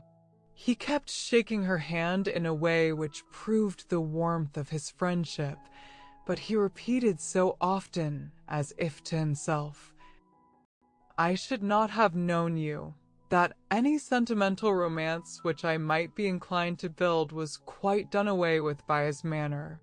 However, he kept talking to us all the time we were in the shop, and then waving the shopman with the unpurchased gloves on one side, with "Another time, sir. Another time," he walked home with us. I am happy to say my client, Miss Matilda, also left the shop in an equally bewildered state, not having purchased either green or red silk. Mr. Holbrook was evidently full with honest, loud-spoken joy at meeting his old love again. He touched on the changes that had taken place. He even spoke of Miss Jenkins as, "Your poor sister. Well, well. We have all our faults," and bade us goodbye with many a hope that he should soon see Miss Mattie again. She went straight to her room and never came back till our early tea time, when I thought she looked as if she had been crying. Mr. Holbrook bade us goodbye. Chapter 4. A visit to an old bachelor a few days after. A note came from Mr. Holbrook asking us, impartially asking both of us, in a formal, old-fashioned style, to spend a day at his house, a long June day, for it was June now. He named that he had also invited his cousin, Miss Pole, so that we might join in a fly, which could be put up at his house. I expected Miss Mattie to jump at this invitation, but no. Miss Pole and I had the greatest difficulty in persuading her to go. She thought it was improper, and was even half annoyed when we utterly ignored the idea of any impropriety in her going with 2 other ladies to see her old lover. Then came a more serious difficulty. She did not think Deborah would have liked her to go. This took us half a day's good hard talking to get over, but at the first sentence of relenting, I seized the opportunity and wrote and dispatched an acceptance in her name, fixing day and hour, that all might be decided and done with. The next morning she asked me if I would go down to the shop with her, and there, after much hesitation, we chose out 3 caps to be sent home and tried on, that the most becoming might be selected to take with us on Thursday. She was in a state of silent agitation all the way to Woodley. She had evidently never been there before, and, although she little dreamt I knew anything of her early story, I could perceive she was in a tremor at the thought of seeing the place which might have been her home, and round which it is probable that many of her innocent girlish imaginations had clustered. It was a long drive there, through paved, jolting lanes. Miss Matilda sat bolt upright, and looked wistfully out of the windows as we drew near the end of our journey. The aspect of the country was quiet and pastoral. Woodley stood among fields, and there was an old-fashioned garden where roses and currant bushes touched each other, and where the feathery asparagus formed a pretty background to the pinks and gilly flowers. There was no drive up to the door. We got out at a little gate, and walked up a straight box-edged path. My cousin might make a drive, I think, said Miss Pole, who was afraid of earache, and had only her cap on. I think it is very pretty, said Miss Mattie, with a soft plaintiveness in her voice, and almost in a whisper, for just then Mr. Holbrook appeared at the door, rubbing his hands in very effervescence of hospitality. He looked more like my idea of Don Quixote than ever, and yet the likeness was only external. His respectable housekeeper stood modestly at the door to bid us welcome, and, while she led the elder ladies upstairs to a bedroom, I begged to look about the garden. My request evidently pleased the old gentleman, who took me all round the place and showed me his 26 cows, named after the different letters of the alphabet. As we went along, he surprised me occasionally by repeating apt and beautiful quotations from the poets, ranging easily from Shakespeare and George Herbert to those of our own day. He did this as naturally as if he were thinking aloud, and their true and beautiful words were the best expression he could find for what he was thinking or feeling. To be sure, he called Byron my Lord Baron, and pronounced the name of Gerda strictly in accordance with the English sound of the letters, as Gerda says, "Ye ever verdant palaces and sea." Altogether, I never met with a man, before or since, who had spent so long a life in a secluded and not impressive country, with ever-increasing delight in the daily and yearly change of season and beauty. When he and I went in, we found that dinner was nearly ready in the kitchen. For so I suppose the room ought to be called, as there were oak dressers and cupboards all round, all over by the side of the fireplace, and only a small Turkey carpet in the middle of the flag floor. The room might have been easily made into a handsome dark oak dining parlor by removing the oven and a few other appurtenances of a kitchen, which were evidently never used, the real cooking place being at some distance. The room in which we were expected to sit was a stiffly furnished, ugly apartment, but that in which we did sit was what Mr. Holbrook called the counting house, where he paid his laborers their weekly wages at a great desk near the door. The rest of the pretty sitting room, looking into the orchard, and all covered over with dancing tree shadows, was filled with books. They lay on the ground, they covered the walls. They strewed the table.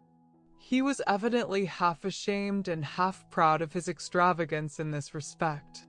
They were of all kinds, poetry and wild weird tales prevailing.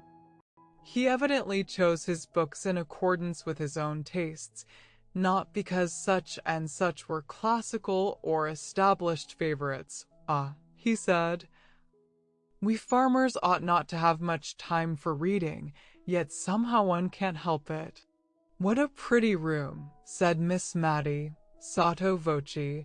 "What a pleasant place," said I, aloud, almost simultaneously. "Nay, if you like it," replied he, "but can you sit on these great, black leather, three-cornered chairs? I like it better than the best parlor." But I thought ladies would take that for the smarter place. It was the smarter place, but, like most smart things, not at all pretty, or pleasant, or homelike. So, while we were at dinner, the servant girl dusted and scrubbed the counting-house chairs, and we sat there all the rest of the day. We had pudding before meat, and I thought Mr. Holbrook was going to make some apology for his old-fashioned ways, for he began, "I don't know whether you like new-fangled ways." "Oh, not at all," said Miss Matty. "No more do I." Said he, "My housekeeper will have these in her new fashion, or else I tell her that, when I was a young man, we used to keep strictly to my father's rule, no broth, no ball, no ball, no beef, and always began dinner with broth. Then we had suet puddings, boiled in the broth with the beef, and then the meat itself. If we did not sup our broth, we had no ball, which we liked a deal better, and the beef came last of all, and only those had it who had done justice to the broth and the ball. Now folks begin with sweet things, and turn their dinners topsy-turvy. When the ducks and green peas came, we looked at each other in dismay. We had only two-pronged, black-handled forks. It is true the steel was as bright as silver, but what were we to do? Miss Matty picked up her peas, one by one, on the point of the prongs, much as a Mine ate her grains of rice after her previous feast with the ghoul. Miss Pole sighed over her delicate young peas as she left them on one side of her plate untasted, for they would drop between the prongs. I looked at my host. The peas were going wholesale into his capacious mouth, shoveled up by his large round-ended knife. I saw, I imitated. I survived. My friends, in spite of my precedent, could not muster up courage enough to do an ungenteel thing, and if Mr. Holbrook had not been so heartily hungry, he would probably have seen that the good peas went away almost untouched. After dinner, a clay pipe was brought in and a spittoon, and asking us to retire to another room, where he would soon join us if we disliked tobacco smoke, he presented his pipe to Miss Mattie and requested her to fill the bowl. This was a compliment to a lady in his youth, but it was rather inappropriate to propose it as an honor to Miss Mattie, who had been trained by her sister to hold smoking of every kind in utter abhorrence. But if it was a shock to her refinement, it was also a gratification to her feelings to be thus selected, so she daintily stuffed the strong tobacco into the pipe, and then we withdrew. "It is very pleasant dining with a bachelor," said Miss Mattie softly, as we settled ourselves in the counting-house. "I only hope it is not improper. So many pleasant things are." "What a number of books he has," said Miss Pole, looking round the room, "and how dusty they are." "I think it must be like one of the great Dr. Johnson's rooms," said Miss Mattie. "What a superior man your cousin must be." "Yes," said Miss Pole, "he's a great reader, but I'm afraid he has got into very uncouth habits with living alone." "Oh!" "Uncouth is too hard a word. I should call him eccentric. Very clever people always are," replied Miss Mattie. "Now, what color are ash buds in March?" When Mr. Holbrook returned, he proposed a walk in the fields. But the two elder ladies were afraid of damp and dirt, and had only very unbecoming calashes to put on over their caps, so they declined, and I was again his companion in a turn which he said he was obliged to take to see after his men. He strode along, either wholly forgetting my existence, or soothed into silence by his pipe, and yet it was not silence exactly. He walked before me with a stooping gait, his hands clasped behind him, and as some tree or cloud, or glimpse of distant upland pastures struck him, he quoted poetry to himself, saying it out loud in a grand sonorous voice, with just the emphasis that true feeling and appreciation give. We came upon an old cedar tree which stood at one end of the house. The cedar spreads his dark green layers of shade.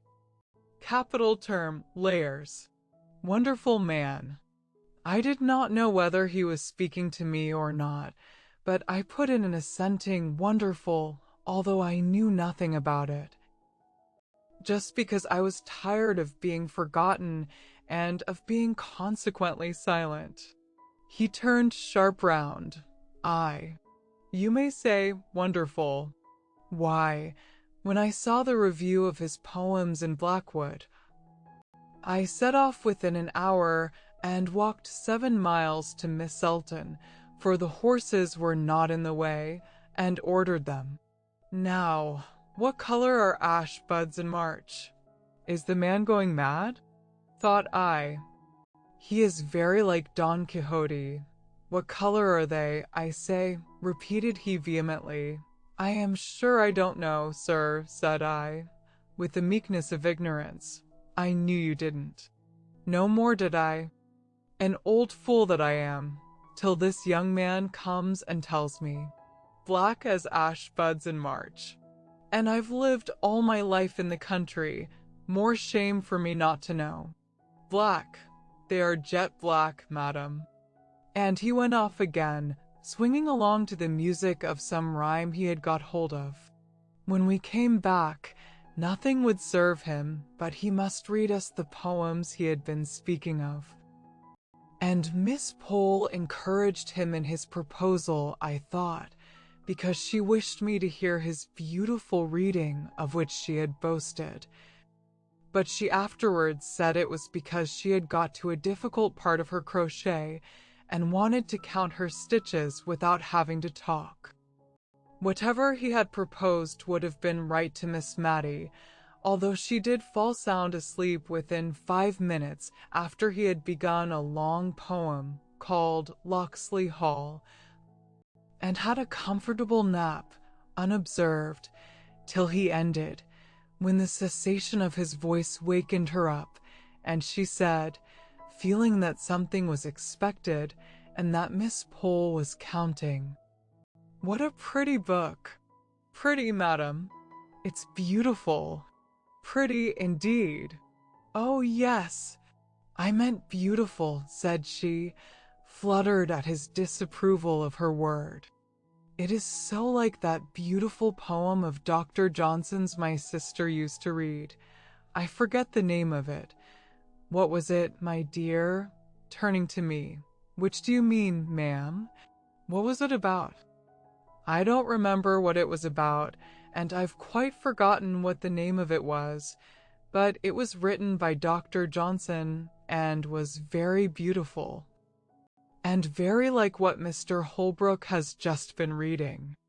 "I don't remember it," said he reflectively, "but I don't know Dr. Johnson's poems well. I must read them."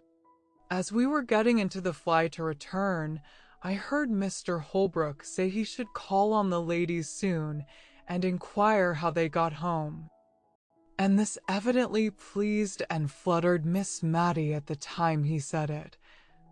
But after we had lost sight of the old house among the trees, her sentiments towards the master of it were gradually absorbed into a distressing wonder as to whether Martha had broken her word, and seized on the opportunity of her mistress' absence to have a follower. Martha looked good and steady and composed enough as she came to help us out. She was always careful of Miss Matty, and tonight she made use of this unlucky speech. "Dear ma'am, to think of your going out in an evening in such a thin shawl. It's no better than muslin. At your age, ma'am, you should be careful." "My age," said Miss Matty, almost speaking crossly, for she was usually gentle. "My age. Why, how old do you think I am, that you talk about my age?" "Well, ma'am, I should say you are not far short of 60, but folks looks is often against them, and am sure I meant no harm." "Martha, am not yet 52, said Miss Matty, with grave emphasis, for probably the remembrance of her youth had come very vividly before her this day, and she was annoyed at finding that golden time so far away in the past. But she never spoke of any former and more intimate acquaintance with Mr. Holbrook. She had probably met with so little sympathy in her early love that she had shut it up close in her heart, and it was only by a sort of watching, which I could hardly avoid since Miss Pole's confidence, that I saw how faithful her poor heart had been in its sorrow and its silence. She gave me some good reason for wearing her best cap every day and sat near the window, in spite of her rheumatism, in order to see, without being seen, down into the street. He came. He put his open palms upon his knees, which were far apart, as he sat with his head bent down, whistling, after we had replied to his inquiries about our safe return. Suddenly he jumped up. "Well, madam, have you any commands for Paris? I am going there in a week or two."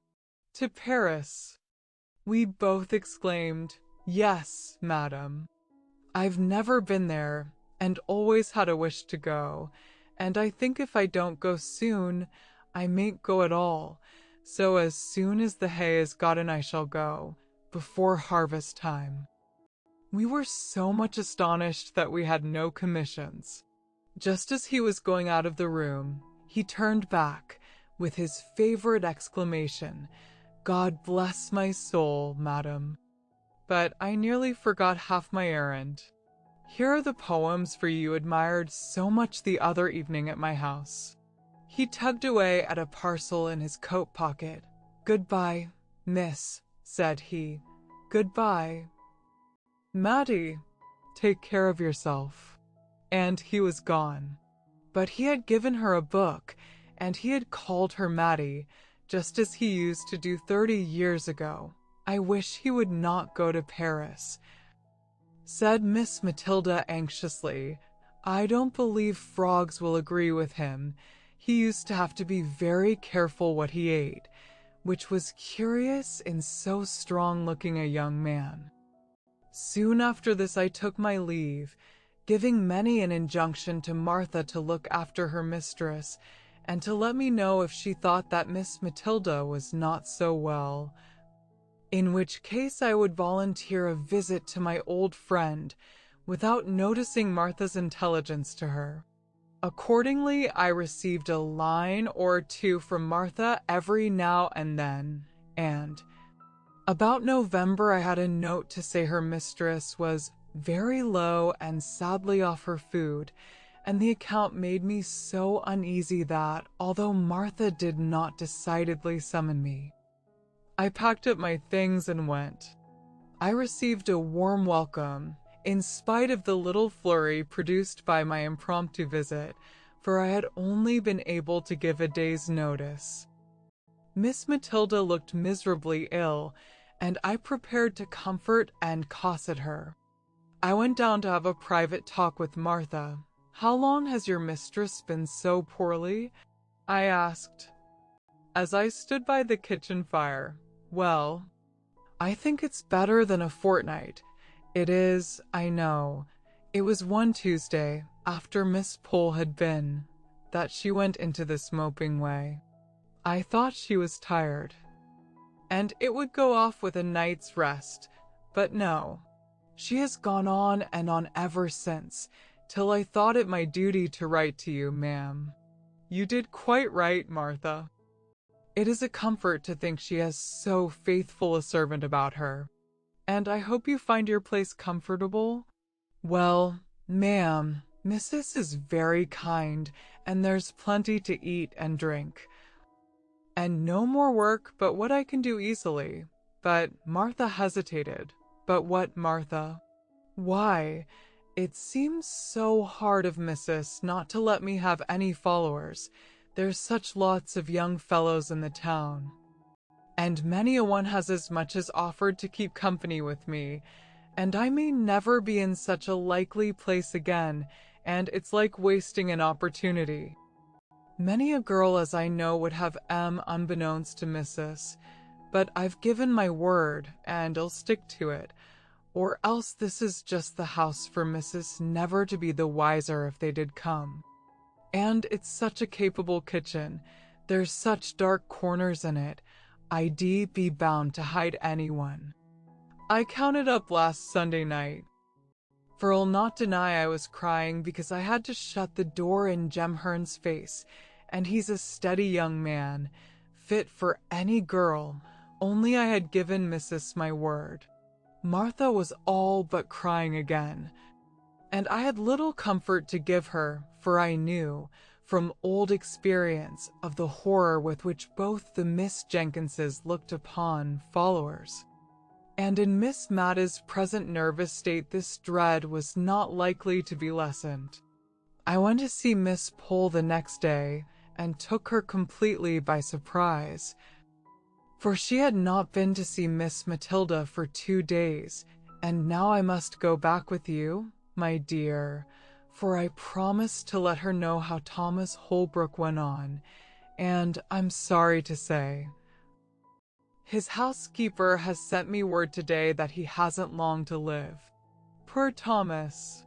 That journey to Paris was quite too much for him. His housekeeper says he has hardly ever been round his field since, but just sits with his hands on his knees in the counting-house, not reading or anything, but only saying what a wonderful city Paris was. Paris has much to answer for if it's killed my cousin Thomas, for a better man never lived. Does Miss Matilda know of his illness? Asked I, a new light as to the cause of her indisposition dawning upon me. Dear, to be sure, yes. Has not she told you? I let her know a fortnight ago, or more, when first I heard of it. How ought she shouldn't have told you? Not at all, I thought, but I did not say anything. I felt almost guilty of having spied too curiously into that tender heart.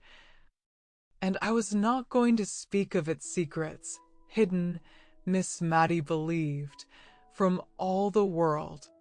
I ushered Miss Pole into Miss Matilda's little drawing room and then left them alone. But I was not surprised when Martha came to my bedroom door to ask me to go down to dinner alone, for that missus had one of her bad headaches.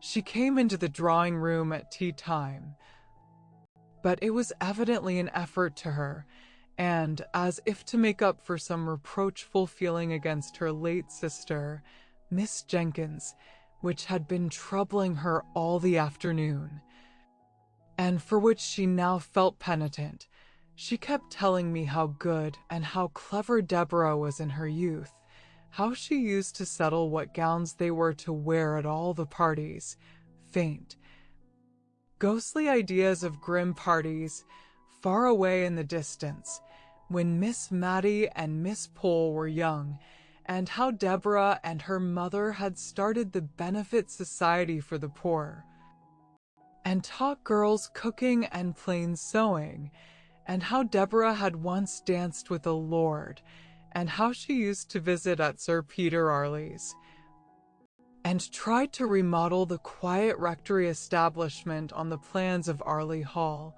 where they kept 30 servants, and how she had nursed Miss Matty through a long, long illness, of which I had never heard before, but which I now dated in my own mind as following the dismissal of the suit of Mr. Holbrook. So we talked softly and quietly of old times through the long November evening. The next day Miss Pole brought us word that Mr. Holbrook was dead. Miss Matty heard the news in silence. In fact, from the account of the previous day, it was only what we had to expect. Miss Pole kept calling upon us for some expression of regret by asking if it was not sad that he was gone, and saying, to think of that pleasant day last June, when he seemed so well, and he might have lived this dozen years if he had not gone to that wicked Paris, where they are always having revolutions. She paused for some demonstration on our part. I saw Miss Matty could not speak. She was trembling so nervously, so I said what I really felt. And after a call of some duration, all the time of which I have no doubt Miss Pole thought Miss Matty received the news very calmly, our visitor took her leave. Miss Matty made a strong effort to conceal her feelings, a concealment she practiced even with me, for she has never alluded to Mr. Holbrook again, although the book he gave her lies with her Bible on the little table by her bedside. She did not think I heard her when she asked the little milliner of Cranford to make her caps something like the Honorable Mrs. Jameson's, or that I noticed the reply. But she wears widow's caps, ma'am? Oh! I only meant something in that style. Not widows, of course, but rather like Mrs. Jameson's. This effort at concealment was the beginning of the tremulous motion of head and hands which I have seen ever since in Miss Matty. The evening of the day on which we heard of Mr. Holbrook's death, Miss Matilda was very silent and thoughtful. After prayers, she called Martha back, and then she stood uncertain what to say. "Martha," she said, at last, "you are young," and then she made so long a pause that Martha, to remind her of her half-finished sentence, dropped a curtsy and said, "Yes, please, ma'am," 2 and 20 last 3rd of October, please, ma'am. And perhaps, Martha. You may sometime meet with a young man you like, and who likes you. I did say you were not to have followers, but if you meet with such a young man, and tell me, and I find he is respectable, I have no objection to his coming to see you once a week. God forbid, said she in a low voice, that I should grieve any young hearts. She spoke as if she were providing for some distant contingency, and was rather startled when Martha made her ready, eager answer, please, ma'am, there's Jemhern. And he's a joiner making 3 and 6 pence a day, and 6'1" in his stocking feet, please, ma'am, and if you'll ask about him tomorrow morning. Everyone will give him a character for steadiness, and he'll be glad enough to come tomorrow night, I'll be bound. Though Miss Mattie was startled, she submitted to fate and love. Chapter 5. OLD letters. I have often noticed that almost everyone has his own individual small economies, careful habits of saving fractions of pennies in some one peculiar direction. Any disturbance of which annoys him more than spending shillings or pounds on some real extravagance. An old gentleman of my acquaintance, who took the intelligence of the failure of a joint stock bank in which some of his money was invested with stoical mildness, worried his family all through a long summer's day because one of them had torn, instead of cutting, out the written leaves of his now useless bank book. Of course, the corresponding pages at the other end came out as well, and this little unnecessary waste of paper, his private economy, chafed him more than all the loss of his money. Envelopes fretted his soul terribly when they first came in. The only way in which he could reconcile himself to such waste of his cherished article was by patiently turning inside out all that were sent to him, and so making them serve again. Even now, though tamed by age, I see him casting wistful glances at his daughters when they send a hole inside of a half sheet of note paper, with the 3 lines of acceptance to an invitation written on only one of the sides. I am not above owning that I have this human weakness myself. String is my foible. My pockets get full of little hanks of it, picked up and twisted together, ready for uses that never come. I am seriously annoyed if anyone cuts the string of a parcel instead of patiently and faithfully undoing it fold by fold. How people can bring themselves to use India rubber rings, which are a sort of deification of string, as lightly as they do, I cannot imagine. To me, an India rubber ring is a precious treasure. I have one which is not new. One that I picked up off the floor nearly 6 years ago. I have really tried to use it, but my heart failed me, and I could not commit the extravagance. Small pieces of butter grieve others. They cannot attend to conversation because of the annoyance occasioned by the habit which some people have of invariably taking more butter than they want. Have you not seen the anxious look, almost mesmeric, which such persons fix on the article? They would feel it a relief if they might bury it out of their sight by popping it into their own mouths and swallowing it down. And they are really made happy if the person on whose plate it lies unused suddenly breaks off a piece of toast, which he does not want at all, and eats up his butter. They think that this is not waste. Now Miss Mattie Jenkins was chary of candles. We had many devices to use as few as possible. In the winter afternoons she would sit knitting for 2 or 3 hours. She could do this in the dark or by firelight. And when I asked if I might not ring for candles to finish stitching my wristbands, she told me to keep blind man's holiday. They were usually brought in with tea. but we only burnt one at a time, as we lived in constant preparation for a friend who might come in any evening, but who never did. It required some contrivance to keep our 2 candles of the same length ready to be lighted and to look as if we burnt 2 always. The candles took it in turns, and whatever we might be talking about or doing, Miss Matta's eyes were habitually fixed upon the candle, ready to jump up and extinguish it and to light the other before they had become too uneven in length to be restored to equality in the course of the evening. One night, I remember this candle economy particularly annoyed me.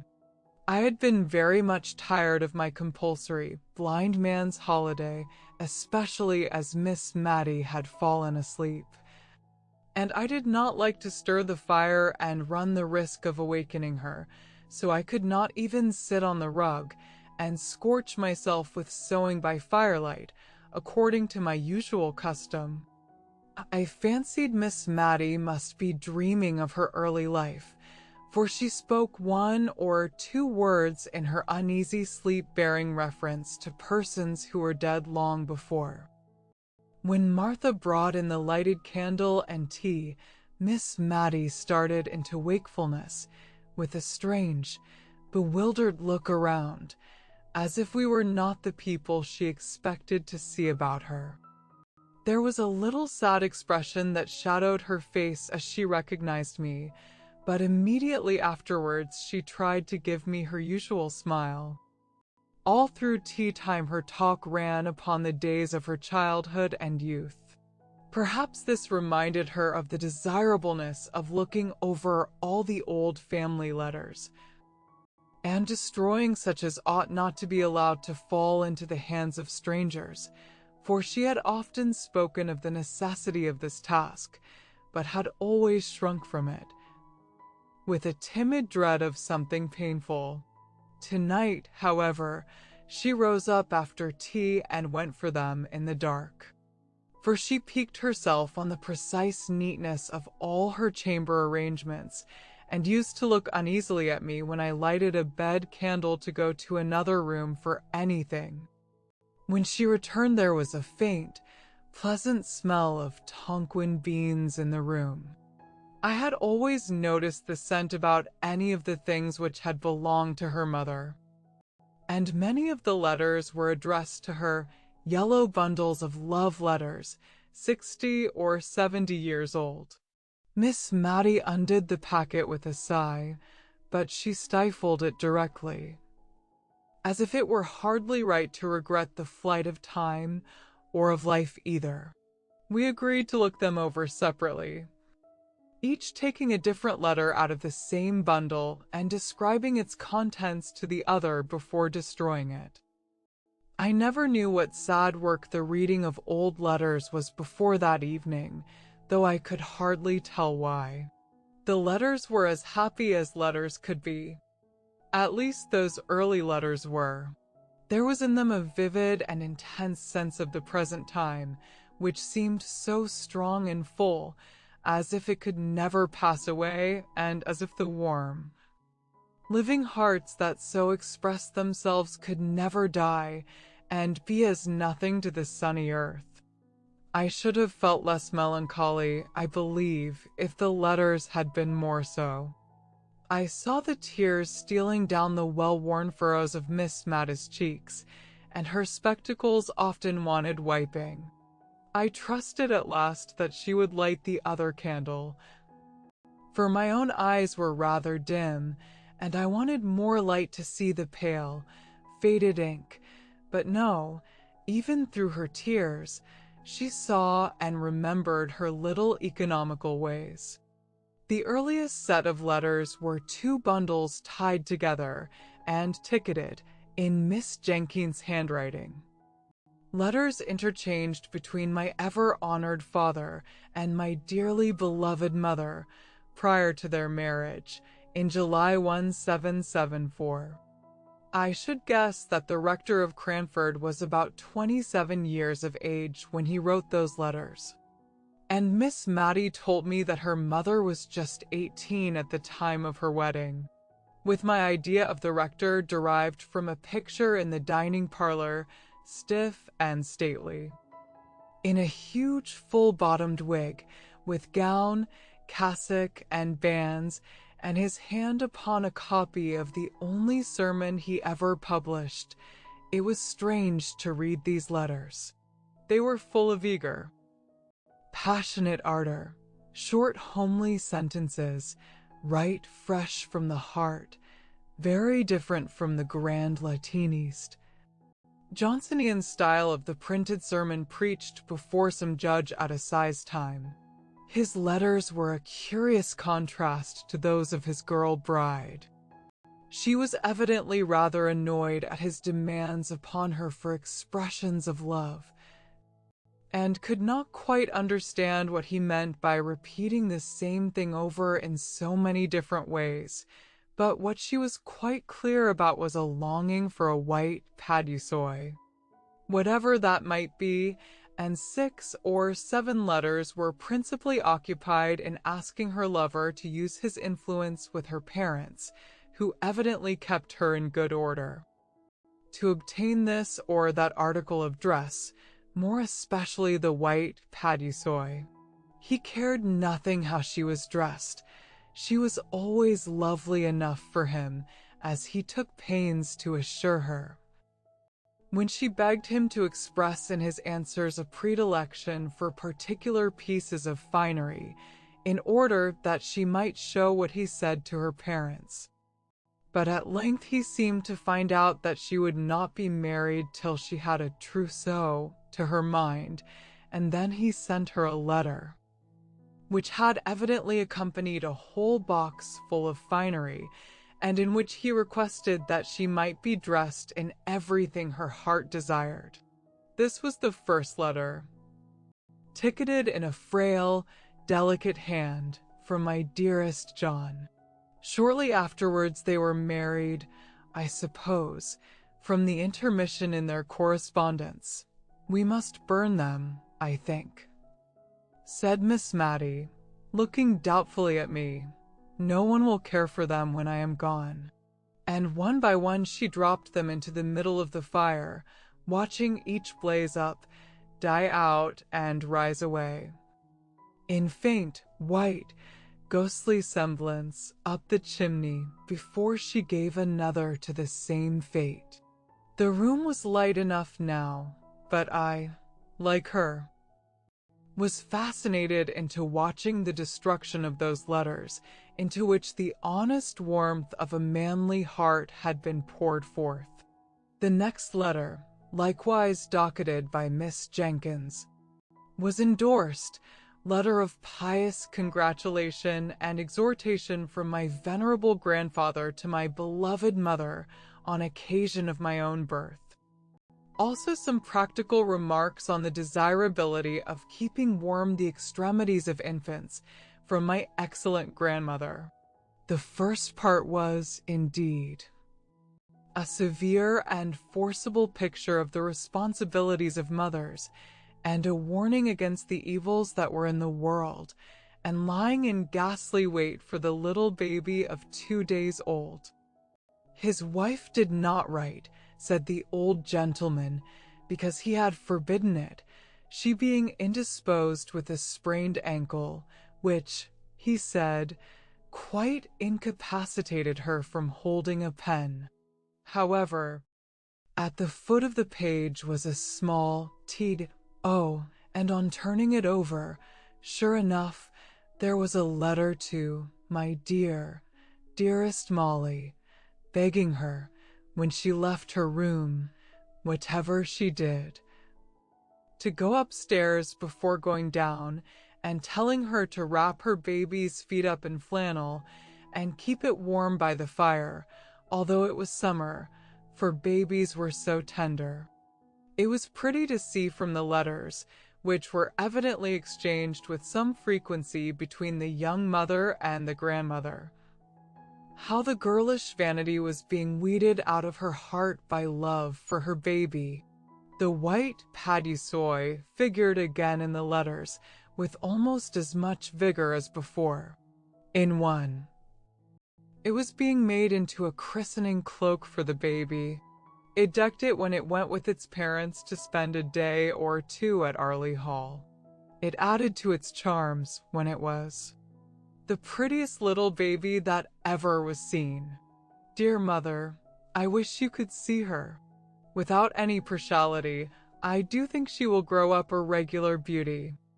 I thought of Miss Jenkins, gray, withered and wrinkled, and I wondered if her mother had known her in the courts of heaven, and then I knew that she had, and that they stood there in angelic guise. There was a great gap before any of the rector's letters appeared, and then his wife had changed her mode of her endorsement. It was no longer from, my dearest John, it was from, my honored husband. The letters were written on occasion of the publication of the same sermon which was represented in the picture. The preaching before my Lord Judge and the publishing by request was evidently the culminating point, the event of his life. It had been necessary for him to go up to London to superintend it through the press. Many friends had to be called upon and consulted before he could decide on any printer fit for so onerous a task, and at length it was arranged that J. and J. Rivingtons were to have the honorable responsibility. The worthy rector seemed to be strung up by the occasion to a high literary pitch, for he could hardly write a letter to his wife without cropping out into Latin.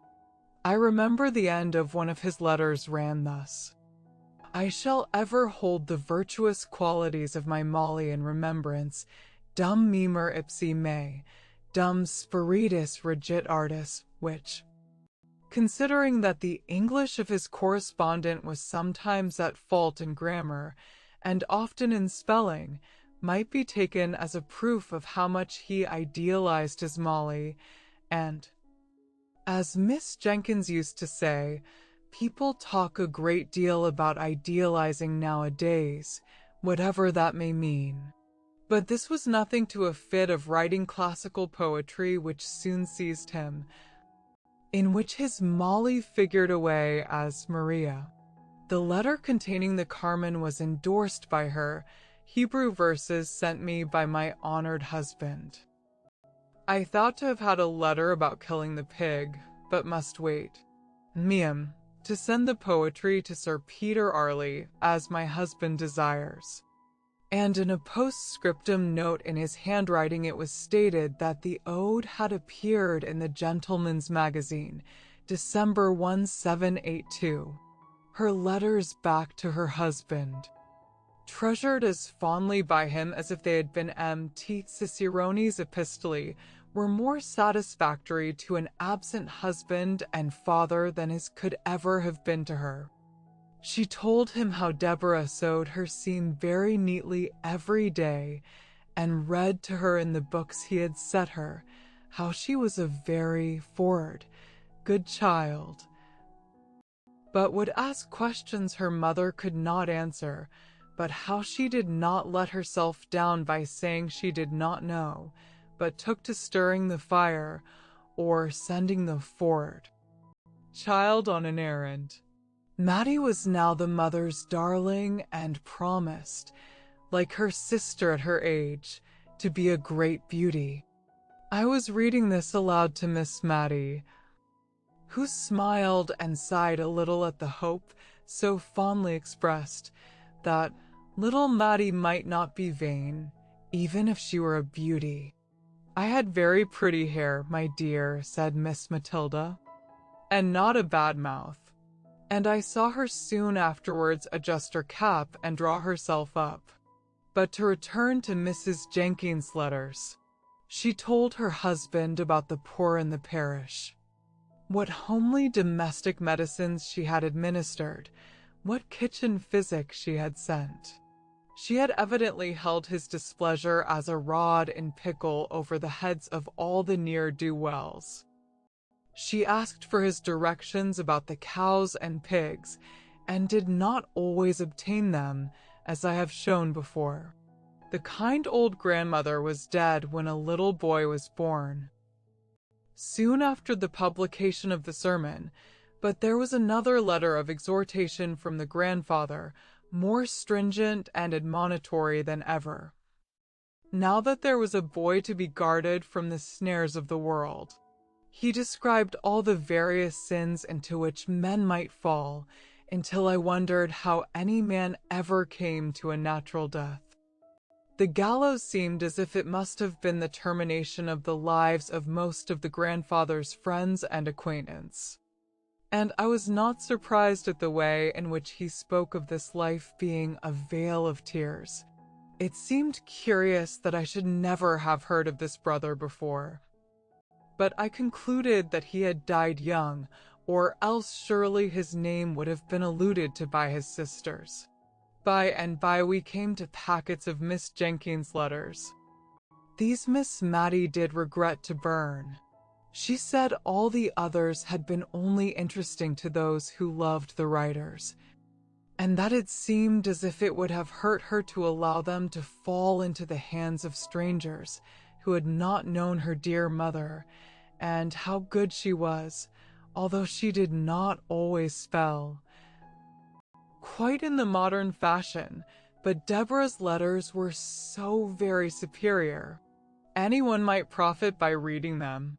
It was a long time since she had read Mrs. Chapwin, but she knew she used to think that Deborah could have said the same things quite as well, and as for Mrs. Carter, people thought a deal of her letters just because she had written Epictetus, but she was quite sure Deborah would never have made use of such a common expression as "I canna be fashed." I made use of the time to think of many other things Miss Mattie did grudge burning these letters. It was evident she would not let them be carelessly passed over with any quiet reading. And skipping to myself, she took them from me, and even lighted the second candle in order to read them aloud with a proper emphasis, and without stumbling over the big words. Oh dear! How I wanted facts instead of reflections before those letters were concluded. They lasted us 2 nights, and I won't deny that I made use of the time to think of many other things. And yet I was always at my post at the end of each sentence. The rector's letters, and those of his wife and mother-in-law, had all been tolerably short and pithy, written in a straight hand, with the lines very close together. Sometimes the whole letter was contained on a mere scrap of paper. The paper was very yellow, and the ink very brown.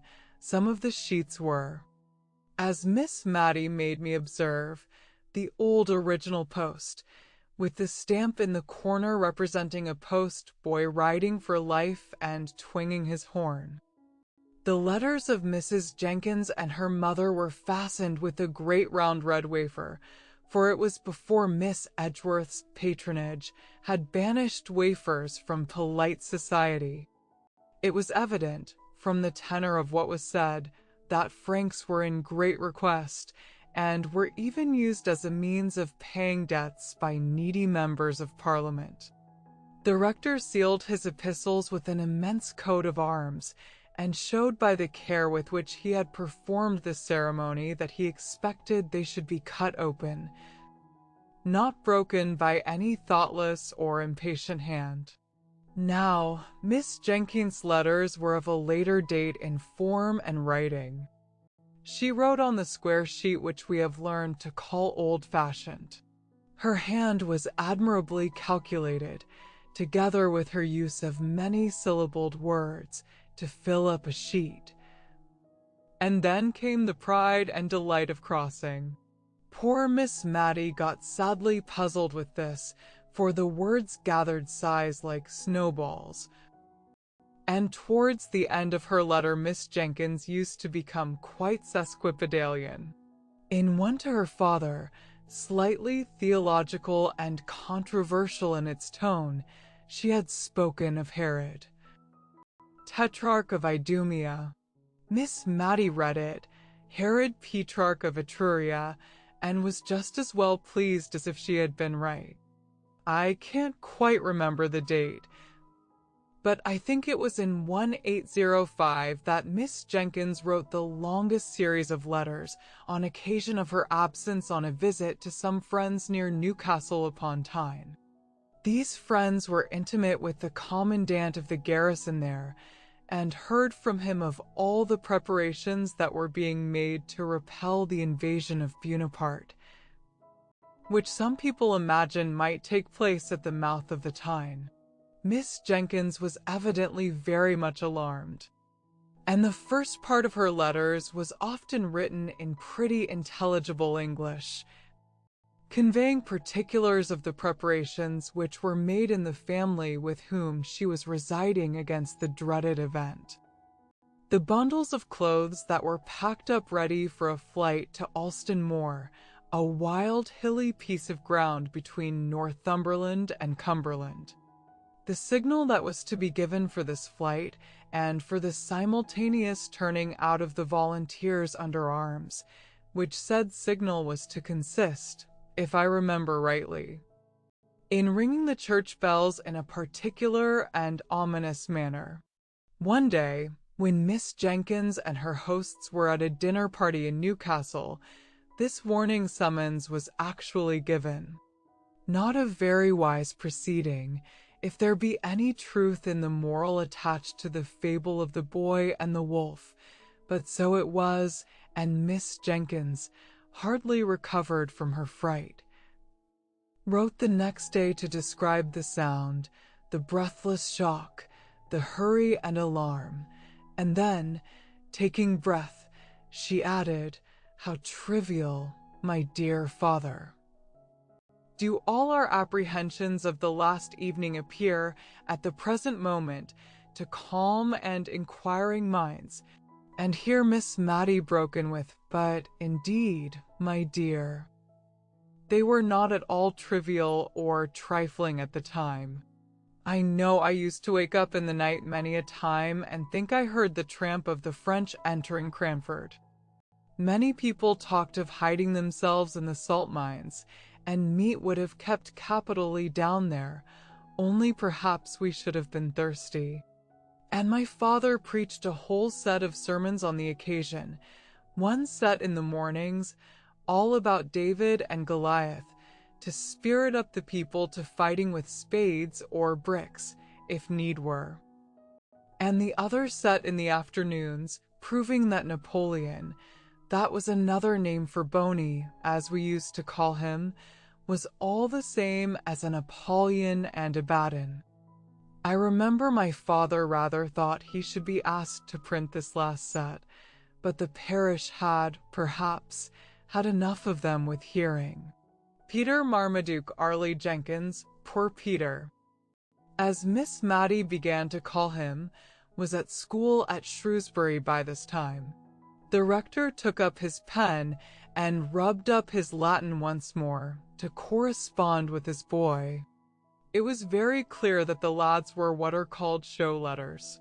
They were of a highly mental description, giving an account of his studies, and his intellectual hopes of various kinds, with an occasional quotation from the classics, but, now and then, the animal nature broke out in such a little sentence as this, evidently written in a trembling hurry, after the letter had been inspected: "Mother dear, do send me a cake and put plenty of citron in." The mother dear probably answered her boy in the form of cakes and goody, for there were none of her letters among the set, but a whole collection of the rector's, to whom the Latin in his boy's letters was like a trumpet to the old war horse. I do not know much about Latin, certainly, and it is, perhaps, an ornamental language, but not very useful, I think. At least to judge from the bits I remember out of the rector's letters.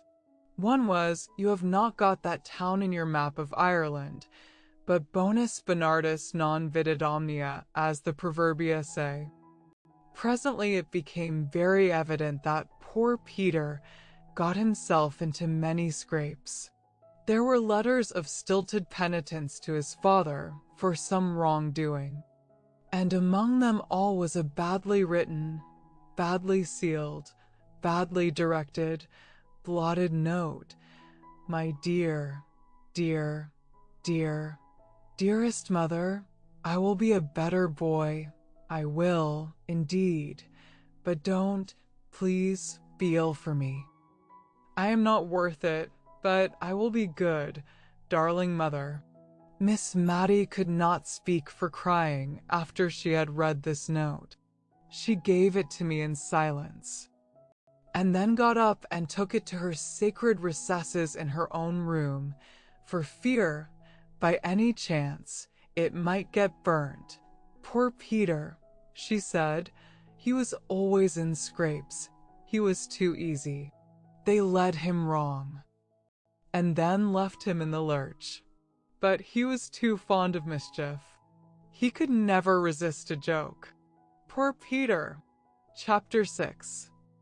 Poor Peter's career lay before him rather pleasantly mapped out by kind friends, but bonus Bernardus non videt omnia in this map too. He was to win honors at the Shrewsbury School and carry them thick to Cambridge, and after that a living awaited him, the gift of his godfather, Sir Peter Arley. Poor Peter! His lot in life was very different to what his friends had hoped and planned. Miss Mattie told me all about it, and I think it was a relief when she had done so. He was the darling of his mother, who seemed to dote on all her children, though she was, perhaps, a little afraid of Deborah's superior acquirements. Deborah was the favorite of her father, and when Peter disappointed him, she became his pride. The sole honor Peter brought away from Shrewsbury was the reputation of being the best good fellow that ever was, and of being the captain of the school in the art of practical joking. His father was disappointed, but set about remedying the matter in a manly way. He could not afford to send Peter to read with any tutor, but he could read with him himself. And Miss Mattie told me much of the awful preparations in the way of dictionaries and lexicons that were made in her father's study the morning Peter began. My poor mother, said she. I remember how she used to stand in the hall, just near enough the study door, to catch the tone of my father's voice. I could tell in a moment if all was going right by her face. And it did go right for a long time. What went wrong at last, said I. That tiresome Latin, I dare say. No, it was not the Latin. Peter was in high favor with my father, for he worked up well for him. But he seemed to think that the Cranford people might be joked about and made fun of, and they did not like it. Nobody does. He was always hoaxing them. Hoaxing is not a pretty word, my dear. And I hope you won't tell your father I used it, for I should not like him to think that I was not choice in my language after living with such a woman as Deborah. And be sure you never use it yourself. I don't know how it slipped out of my mouth, except it was that I was thinking of poor Peter, and it was always his expression. But he was a very gentlemanly boy in many things. He was like dear Captain Brown in always being ready to help any old person or a child. Still, he did like joking and making fun. And he seemed to think the old ladies in Cranford would believe anything. There were many old ladies living here then. We are principally ladies now, I know. But we are not so old as the ladies used to be when I was a girl. I could laugh to think of some of Peter's jokes. No, my dear, I won't tell you of them, because they might not shock you as they ought to do, and they were very shocking. He even took in my father once. by dressing himself up as a lady that was passing through the town and wished to see the rector of Cranford, who had published that admirable assize sermon. Peter said he was awfully frightened himself when he saw how my father took it all in, and even offered to copy out all his Napoleon Bonaparte sermons for her. Her. For Peter was a lady then. He told me he was more terrified than he ever was before, all the time my father was speaking. He did not think my father would have believed him. And yet if he had not, it would have been a sad thing for Peter. As it was, he was none so glad of it. For my father kept him hard at work copying out all those 12 Bonaparte sermons for the lady. That was for Peter himself, you know. He was the lady. And once when he wanted to go fishing, Peter said, "Confound the woman." Very bad language, my dear. But Peter was not always so guarded as he should have been. My father was so angry with him, it nearly frightened me out of my wits. And yet I could hardly keep from laughing at the little curtsies Peter kept making, quite slyly, whenever my father spoke of the lad's excellent taste and sound discrimination. Confound the woman. Did Miss Jenkins know of these tricks? Said I. Oh, no. Deborah would have been too much shocked. No, no one knew but me. I wish I had always known of Peter's plans. But sometimes he did not tell me. He used to say the old ladies in the town wanted something to talk about, but I don't think they did. They had the St. James Chronicle 3 times a week, just as we have now, and we have plenty to say, and I remember the clacking noise there always was when some of the ladies got together. But, probably, schoolboys talk more than ladies. At last there was a terrible, sad thing happened. Miss Mattie got up, went to the door, and opened it. No one was there. She rang the bell for Martha, and when Martha came, her mistress told her to go for eggs to a farm at the other end of the town. I will lock the door after you, Martha. You are not afraid to go, are you? No, ma'am, not at all. Jemhern will be only too proud to go with me. Miss Mattie drew herself up, and as soon as we were alone, she wished that Martha had more maidenly reserve. Well, put out the candle, my dear. We can talk just as well by firelight, you know. There. Well, you see, Deborah had gone from home for a fortnight or so. It was a very still, quiet day, I remember, overhead. And the lilacs were all in flower, so I suppose it was spring. My father had gone out to see some sick people in the parish. I recollect seeing him leave the house with his wig and shovel hat and cane. What possessed our poor Peter I don't know. He had the sweetest temper. And yet he always seemed to like to plague Deborah.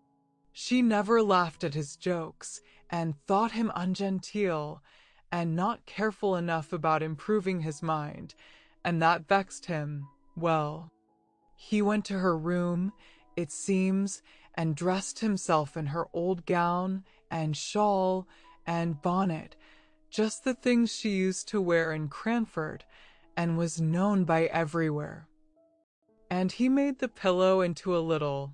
You are sure you locked the door, my dear, for I should not like anyone to hear into a little baby with white long clothes. It was only, as he told me afterwards, to make something to talk about in the town. He never thought of it as affecting Deborah. And he went and walked up and down in the Filbert Walk, just half hidden by the rails and half seen, and he cuddled his pillow, just like a baby, and talked to it all the nonsense people do. Oh dear! And my father came stepping stately up the street, as he always did, And what should he see but a little black crowd of people, I dare say as many as 20, all peeping through his garden rails. So he thought, at first, they were only looking at a new rhododendron that was in full bloom, and that he was very proud of, and he walked slower, that they might have more time to admire. And he wondered if he could make out a sermon from the occasion, and thought, perhaps, there was some relation between the rhododendrons and the lilies of the field. My poor father! When he came nearer, he began to wonder that they did not see him. But their heads were all so close together, peeping and peeping. My father was amongst them, meaning, he said, to ask them to walk into the garden with him and admire the beautiful vegetable production, when, oh my dear, I tremble to think of it, he looked through the rails himself and saw, I don't know what he thought he saw. But old Claire told me his face went quite gray-white with anger, and his eyes blazed out under his frowning black brows, and he spoke out, oh, so terribly, and bade them all stop where they were, not one of them to go, not one of them to stir a step, and, swift as light, he was in at the garden door and down the filbert walk, and seized hold of poor Peter, and tore his clothes off his back, bonnet, shawl, gown, and all, and threw the pillow among the people over the railings, and then he was very, very angry indeed.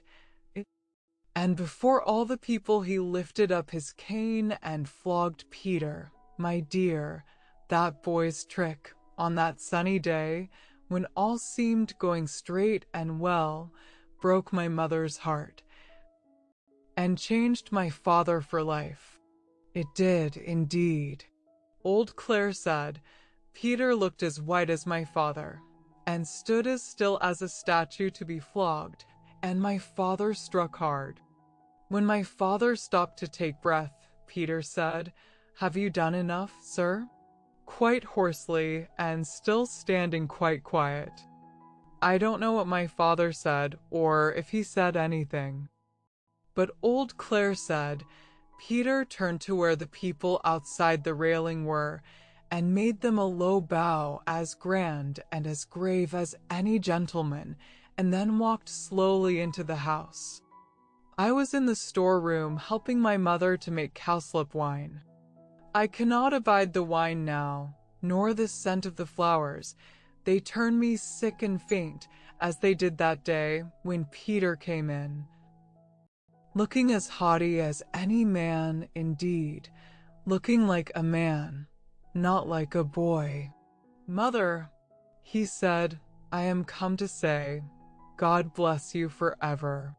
I saw his lips quiver as he spoke, and I think he durst not say anything more loving for the purpose that was in his heart. She looked at him rather frightened and wondering, and asked him what was to do.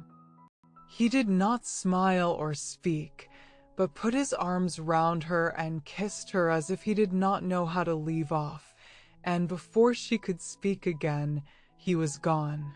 We talked it over, and could not understand it, and she bade me go and seek my father, and ask what it was all about.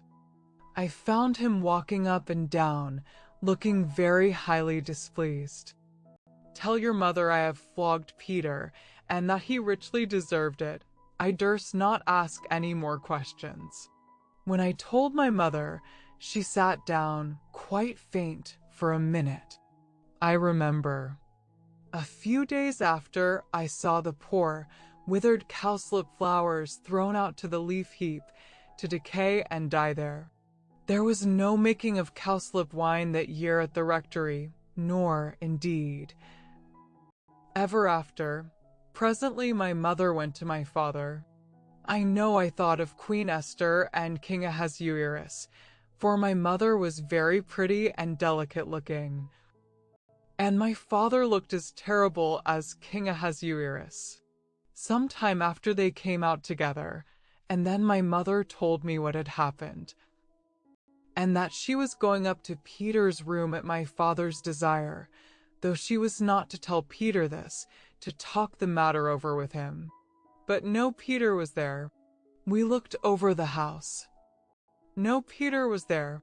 Even my father, who had not liked to join in the search at first, helped us before long. The rectory was a very old house, steps up into a room, steps down into a room. All through. At first, my mother went calling low and soft, as if to reassure the poor boy, Peter. Peter, dear, it's only me, but by and by. As the servants came back from the errands my father had sent them, in different directions, to find where Peter was, as we found he was not in the garden, nor the hayloft, nor anywhere about, my mother's cry grew louder and wilder, Peter, Peter, my darling, where are you? For then she felt and understood that that long kiss meant some sad kind of goodbye. The afternoon went on, my mother never resting, but seeking again and again in every possible place that had been looked into 20 times before, nay, that she had looked into over and over again herself. My father sat with his head in his hands, not speaking except when his messengers came in, bringing no tidings. Then he lifted up his face, so strong and sad, and told them to go again in some new direction. My mother kept passing from room to room, in and out of the house, moving noiselessly, but never ceasing. Neither she nor my father durst leave the house, which was the meeting place for all the messengers.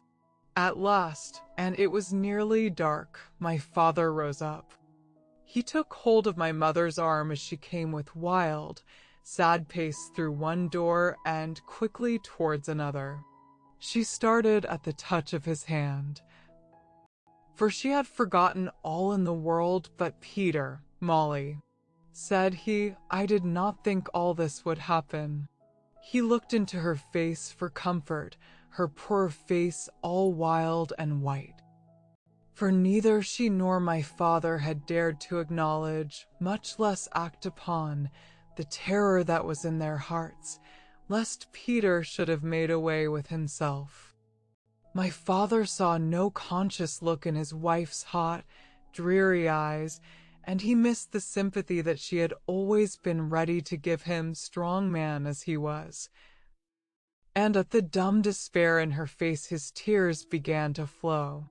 But when she saw this, a gentle sorrow came over her countenance, and she said, Dearest John, don't cry, come with me, and we'll find him, almost as cheerfully as if she knew where he was. And she took my father's great hand in her little soft one and led him along, the tears dropping as he walked on that same unceasing, weary walk from room to room, through house and garden. Oh, how I wished for Deborah. I had no time for crying, for now all seemed to depend on me. I wrote for Deborah to come home. I sent a message privately to that same Mr. Holbrook's house, per Mr. Holbrook. You know who I mean. I don't mean I sent a message to him, but I sent one that I could trust to know if Peter was at his house. For at one time Mr. Holbrook was an occasional visitor at the rectory. You know he was Miss Pole's cousin, and he had been very kind to Peter, and taught him how to fish. He was very kind to everybody, and I thought Peter might have gone off there. But Mr. Holbrook was from home, and Peter had never been seen. It was night now, but the doors were all wide open, and my father and mother walked on and on. It was more than an hour since he had joined her, and I don't believe they had ever spoken all that time. I was getting the parlor fire lighted, and one of the servants was preparing tea. for I wanted them to have something to eat and drink and warm them when old Claire asked to speak to me. I have borrowed the nets from the weir, Miss Mattie. Shall we drag the ponds tonight? Or wait for the morning? I remember staring in his face to gather his meaning, and when I did, I laughed out loud. The horror of that new thought, our bright, darling Peter, cold and stark. And dead. I remember the ring of my own laugh now. The next day Deborah was at home before I was myself again. She would not have been so weak as to give way as I had done, but my screams, my horrible laughter had ended in crying, had roused my sweet dear mother, whose poor wandering wits were called back and collected as soon as a child needed her care. She and Deborah sat by my bedside. I knew by the looks of each that there had been no news of Peter, no awful, ghastly news, which was what I most had dreaded in my dull state between sleeping and waking. The same result of all the searching had brought something of the same relief to my mother, to whom, I am sure, the thought that Peter might even then be hanging dead in some of the familiar home places had caused that never-ending walk of yesterday. Her soft eyes never were the same again after that. They had always a restless, craving look, as if seeking for what they could not find. Oh! It was an awful time. Coming down like a thunderbolt on the still sunny day when the lilacs were all in bloom. Where was Mr. Peter, said I. He had made his way to Liverpool, and there was war then. And some of the king's ships lay off the mouth of the Mersey, and they were only too glad to have a fine likely boy such as him, 5'9" he was, come to offer himself. The captain wrote to my father, and Peter wrote to my mother. Stay, those letters will be somewhere here. We lighted the candle, and found the captain's letter and Peter's too. And we also found a little simple begging letter from Mrs. Jenkins to Peter, addressed to him at the house of an old schoolfellow whither she fancied he might have gone. They had returned it unopened, and unopened it had remained ever since, having been inadvertently put by among the other letters of that time. This is it, my dearest Peter.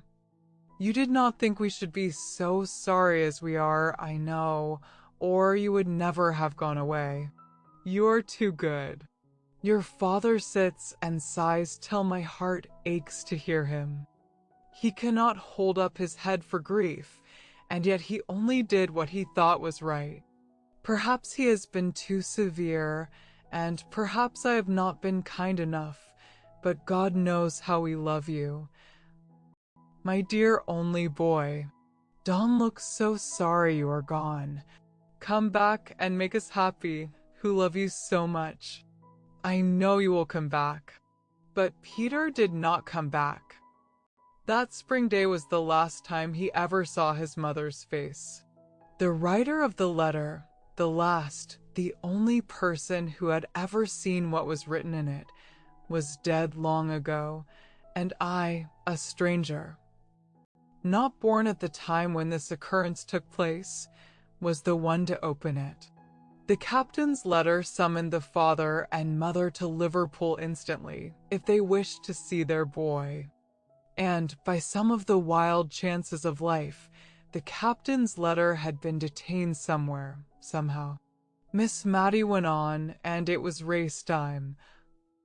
And all the post horses at Cranford were gone to the races, but my father and mother set off in our own gig, and oh, my dear, they were too late. The ship was gone.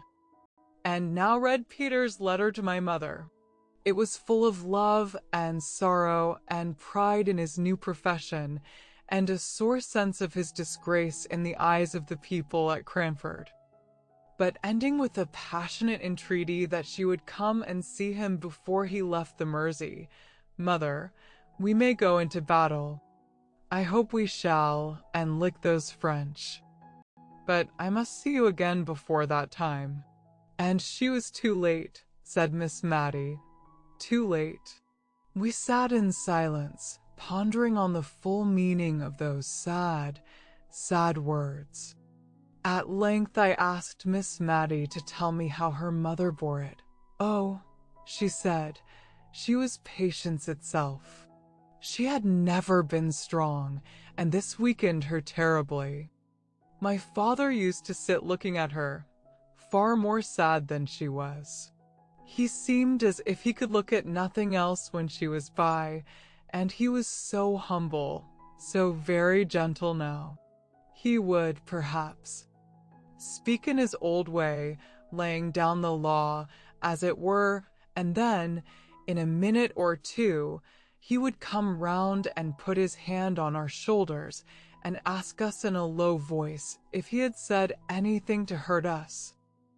I did not wonder at his speaking so to Deborah, for she was so clever, but I could not bear to hear him talking so to me. But, you see, he saw what we did not, that it was killing my mother. Yes, killing her. Put out the candle, my dear. I can talk better in the dark, for she was but a frail woman, and ill-fitted to stand the fright and shock she had gone through. And she would smile at him and comfort him, not in words, but in her looks and tones, which were always cheerful when he was there. And she would speak of how she thought Peter stood a good chance of being admiral very soon.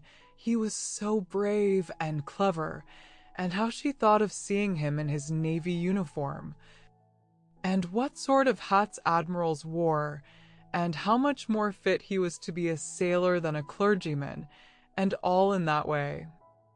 Just to make my father think she was quite glad of what came of that unlucky morning's work, and the flogging which was always in his mind, as we all knew. But, oh, my dear, the bitter crying she had when she was alone, and at last, as she grew weaker, she could not keep her tears in when Deborah or me was by, and would give us message after message for Peter.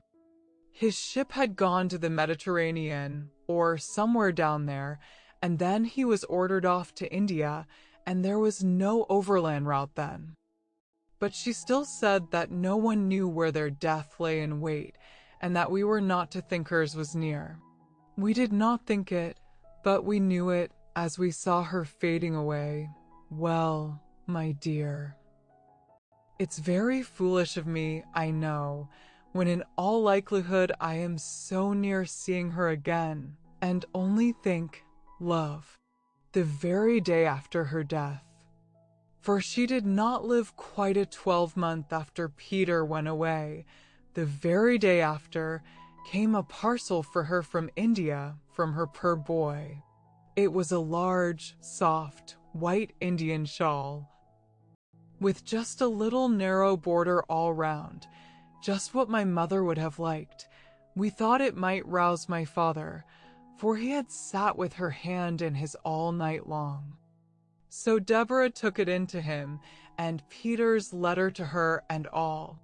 At first, he took no notice, and we tried to make a kind of light, careless talk about the shawl, opening it out and admiring it.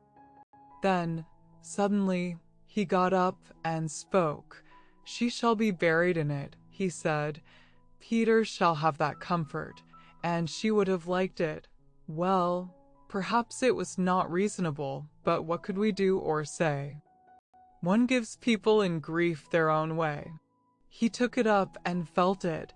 It is just such a shawl as she wished for when she was married, and her mother did not give it her. I did not know of it till after, or she should have had it. She should, but she shall have it now. My mother looked so lovely in her death. She was always pretty, and now she looked fair and waxen, and younger than Deborah, as she stood trembling and shivering by her. We decked her in the long soft folds. She lay smiling, as if pleased, and people came, all Cranford came to beg to see her, for they had loved her dearly, as well they might, and the countrywomen brought posies. Old Clare's wife brought some white violets and begged they might lie on her breast. Deborah said to me, the day of my mother's funeral, that if she had 100 offers she never would marry and leave my father. It was not very likely she would have so many. I don't know that she had one. But it was not less to her credit to say so. She was such a daughter to my father as I think there never was before or since. His eyes failed him, and she read book after book, and wrote, and copied, and was always at his service in any parish business. She could do many more things than my poor mother could. She even once wrote a letter to the bishop for my father. But he missed my mother sorely. The whole parish noticed it. Not that he was less active. I think he was more so, and more patient in helping everyone. I did all I could to set Deborah at liberty to be with him, for I knew I was good for little, and that my best work in the world was to do odd jobs quietly, and set others at liberty. But my father was a changed man. Did Mr. Peter ever come home? Yes, once. He came home a lieutenant. He did not get to be admiral. And he and my father were such friends. My father took him into every house in the parish. He was so proud of him. He never walked out without Peter's arm to lean upon. Deborah used to smile. I don't think we ever laughed again after my mother's death, and say she was quite put in a corner. Not but what my father always wanted her when there was letter writing or reading to be done, or anything to be settled. And then, said I, after a pause, then Peter went to sea again, and by and by my father died, blessing us both, and thanking Deborah for all she had been to him, and, of course, our circumstances were changed, and, instead of living at the rectory, and keeping 3 maids and a man, we had to come to this small house, and be content with a servant of all work. But, as Deborah used to say, we have always lived genteelly, even if circumstances have compelled us to simplicity. Poor Deborah. And Mr. Peter? Asked I. Oh, there was some great war in India. I forget what they call it. And we have never heard of Peter since then. I believe he is dead myself, and it sometimes fidgets me that we have never put on mourning for him. And then again, when I sit by myself, and all the house is still, I think I hear a step coming up the street, and my heart begins to flutter and beat, but the sound always goes past, and Peter never comes. That's Martha back? No. I'll go, my dear. I can always find my way in the dark, you know. And a blow of fresh air at the door will do my head good, and it's rather got a trick of aching. So she pattered off. I had lighted the candle to give the room a cheerful appearance against her return. Was it Martha? Asked I. Yes. And I am rather uncomfortable, for I heard such a strange noise. Just as I was opening the door. Where? I asked, for her eyes were round with affright. In the street, just outside. It sounded like talking. I put in, as she hesitated a little. No. Kissing. Chapter 7. Visiting one morning, as Miss Mattie and I sat at our work, it was before 12 o'clock. And Miss Mattie had not changed the cap with yellow ribbons that had been Miss Jenkins' best, and which Miss Mattie was now wearing out in private. Putting on the one made in imitation of Mrs. Jameson's at all times when she expected to be seen, Martha came up and asked if Miss Betty Barker might speak to her mistress. Miss Mattie assented, and quickly disappeared to change the yellow ribbons while Miss Barker came upstairs, but as she had forgotten her spectacles and was rather flurried by the unusual time of the visit, I was not surprised to see her return with one cap on the top of the other. She was quite unconscious of it herself and looked at us with bland satisfaction. Nor do I think Miss Barker perceived it, for, putting aside the little circumstance that she was not so young as she had been, she was very much absorbed in her errand, which she delivered herself of with an oppressive modesty that found vent in endless apologies.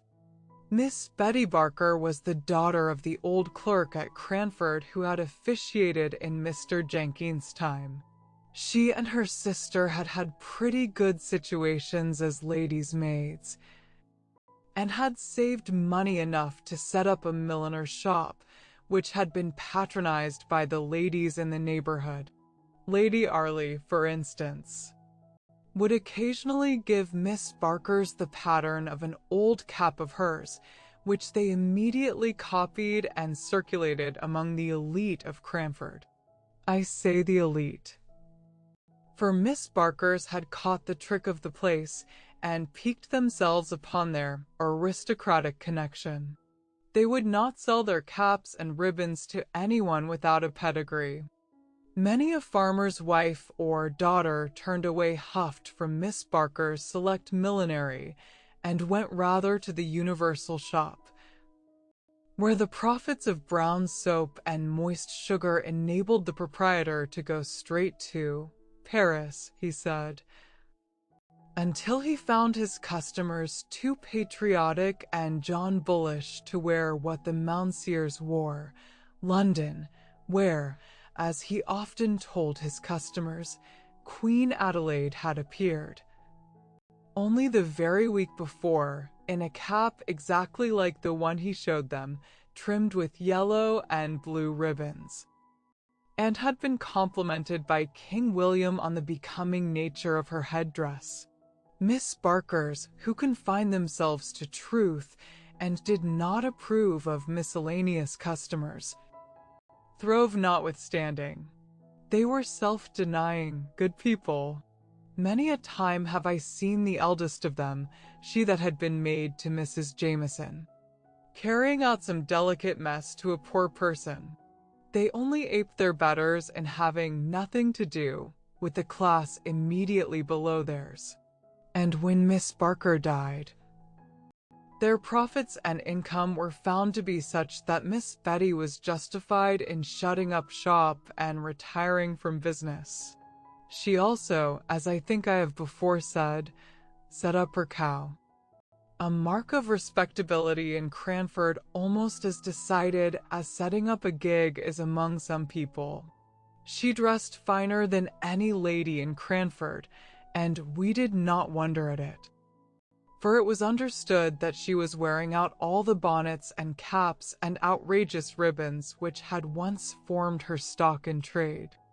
It was 5 or 6 years since she had given up shop, so in any other place than Cranford her dress might have been considered passé.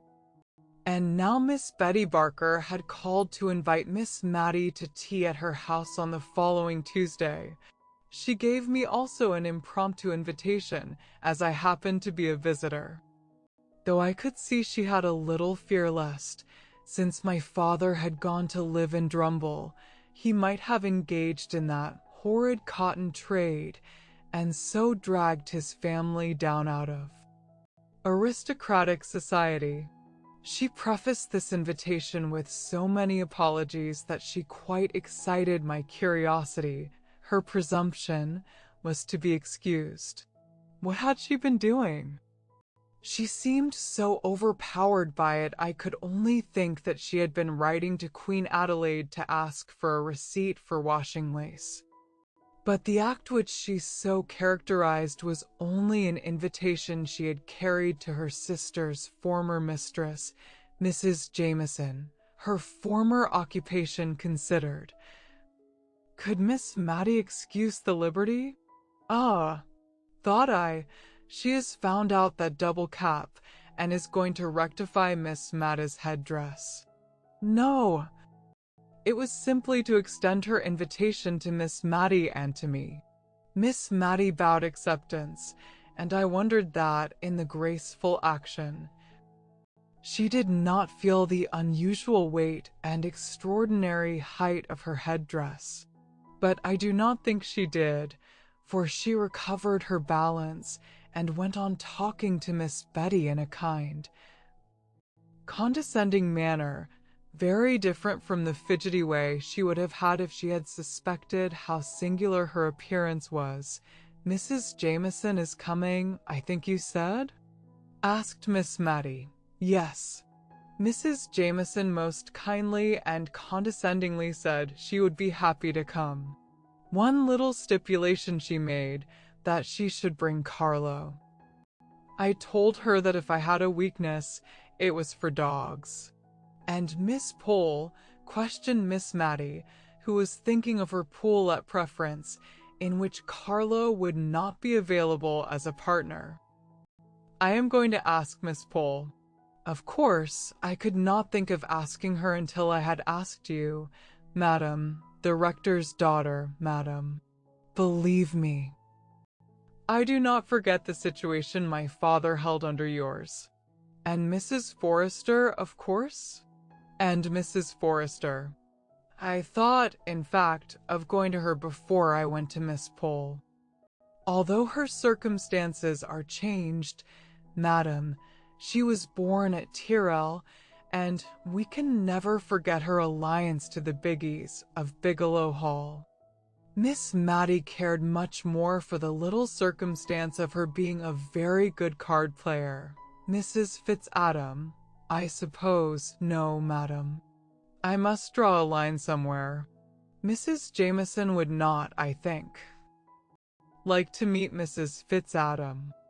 I have the greatest respect for Mrs. Fitzadam, but I cannot think her fit society for such ladies as Mrs. Jameson and Miss Matilda Jenkins. Miss Betty Barker bowed low to Miss Matty and pursed up her mouth. She looked at me with sidelong dignity, as much as to say, although a retired milliner, she was no democrat, and understood the difference of ranks. "May I beg you to come as near 6:30 to my little dwelling as possible, Miss Matilda? Mrs. Jameson dines at 5, but has kindly promised not to delay her visit beyond that time, 6:30.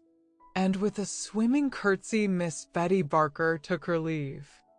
My prophetic soul foretold a visit that afternoon from Miss Pole, who usually came to call on Miss Matilda after any event, or indeed in sight of any event, to talk it over with her.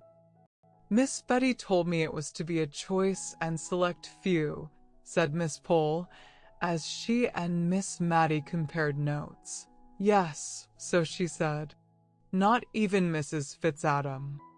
Now Mrs. Fitzadam was the widowed sister of the Cranford surgeon, whom I have named before.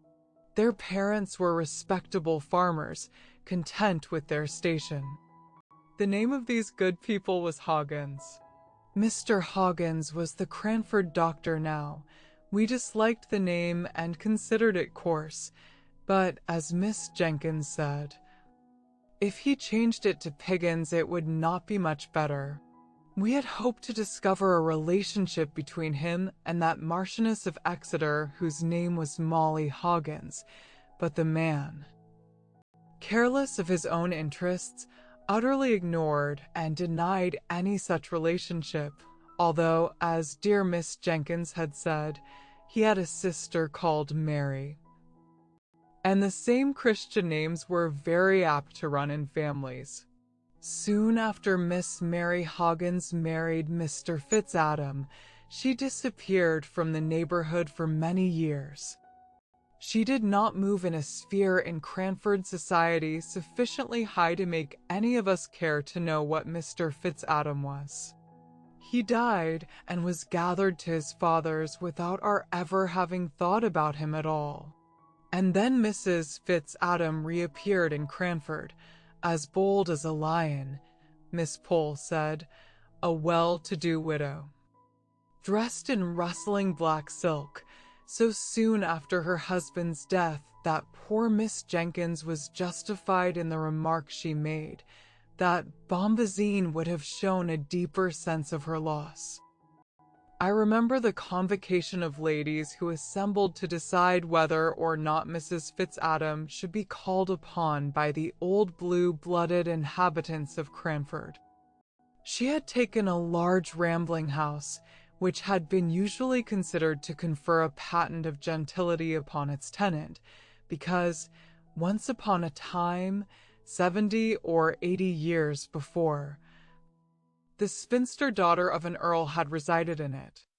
I am not sure if the inhabiting this house was not also believed to convey some unusual power of intellect, for the earl's daughter, Lady Jane, had a sister, Lady Anne, who had married a general officer in the time of the American War, and this general officer had written 1 or 2 comedies, which were still acted on the London boards, and which, when we saw them advertised, made us all draw up and feel that Drury Lane was paying a very pretty compliment to Cranford. Still, it was not at all a settled thing that Mrs. Fitzadam was to be visited when dear Miss Jenkins died, and, with her, something of the clear knowledge of the strict code of gentility went out too. As Miss Pole observed, as most of the ladies of good family in Cranford were elderly spinsters, or widows without children, if we did not relax a little, and become less exclusive, by and by we should have no society at all. Mrs. Forrester continued on the same side. She had always understood that Fitz meant something aristocratic. There was Fitzroy. She thought that some of the king's children had been called Fitzroy, and there was Fitzclarence. Now, they were the children of dear good King William IV. Fitzadam. It was a pretty name, and she thought it very probably meant child of Adam. No one who had not some good blood in their veins would dare to be called Fitz. There was a deal in a name.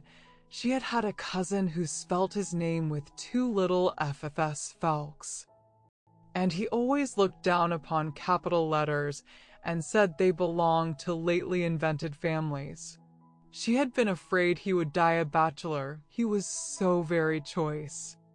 When he met with a Mrs. Farringdon at a watering place, he took to her immediately, and a very pretty genteel woman she was, a widow, with a very good fortune, and my cousin, Mr. Fawkes, married her, and it was all owing to her 2 little FFS.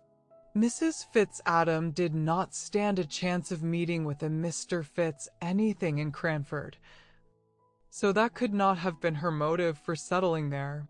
Miss Mattie thought it might have been the hope of being admitted into the society of the place, which would certainly be a very agreeable rise for ci devant Miss Hoggins, and if this had been her hope it would be cruel to disappoint her. So everybody called upon Mrs. Fitzadam. Everybody but Mrs. Jameson, who used to show how honorable she was by never seeing Mrs. Fitzadam when they met at the Cranford parties.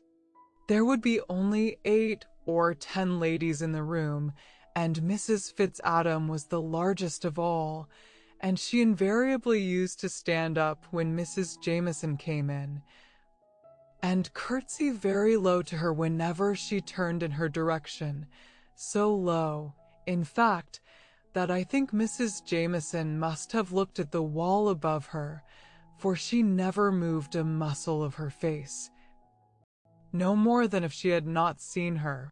Still Mrs. Fitzadam persevered. The spring evenings were getting bright and long when 3 or 4 ladies in calashes met at Miss Barker's door.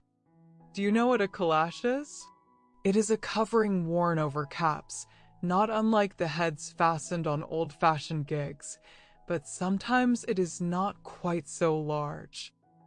This kind of headgear always made an awful impression on the children in Cranford, and now 2 or 3 left off their play in the quiet, sunny little street, and gathered in wondering silence round Miss Pole, Miss Mattie, and myself. We were silent too, so that we could hear loud, suppressed whispers inside Miss Barker's house. "Wait, Peggy. Wait till I've run upstairs and washed my hands. When I cough, open the door. It'll not be a minute."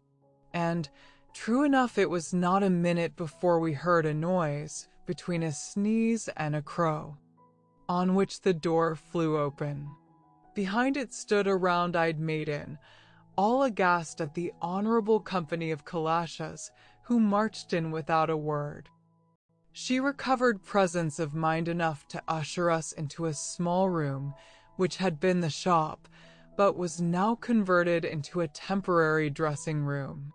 There we unpinned and shook ourselves, and arranged our features before the glass into a sweet and gracious company face, and then, bowing backwards with "After you, ma'am," we allowed Mrs. Forrester to take precedence up the narrow staircase that led to Miss Barker's drawing room. There she sat, as stately and composed as though we had never heard that odd-sounding cough, from which her throat must have been even then sore and rough. Kind, gentle, shabbily dressed Mrs. Forrester was immediately conducted to the second place of honor, a seat arranged something like Prince Albert's near the Queen's good, but not so good. The place of preeminence was, of course, reserved for the Honorable Mrs. Jameson, who presently came panting up the stairs, Carlo rushing round her on her progress, as if he meant to trip her up.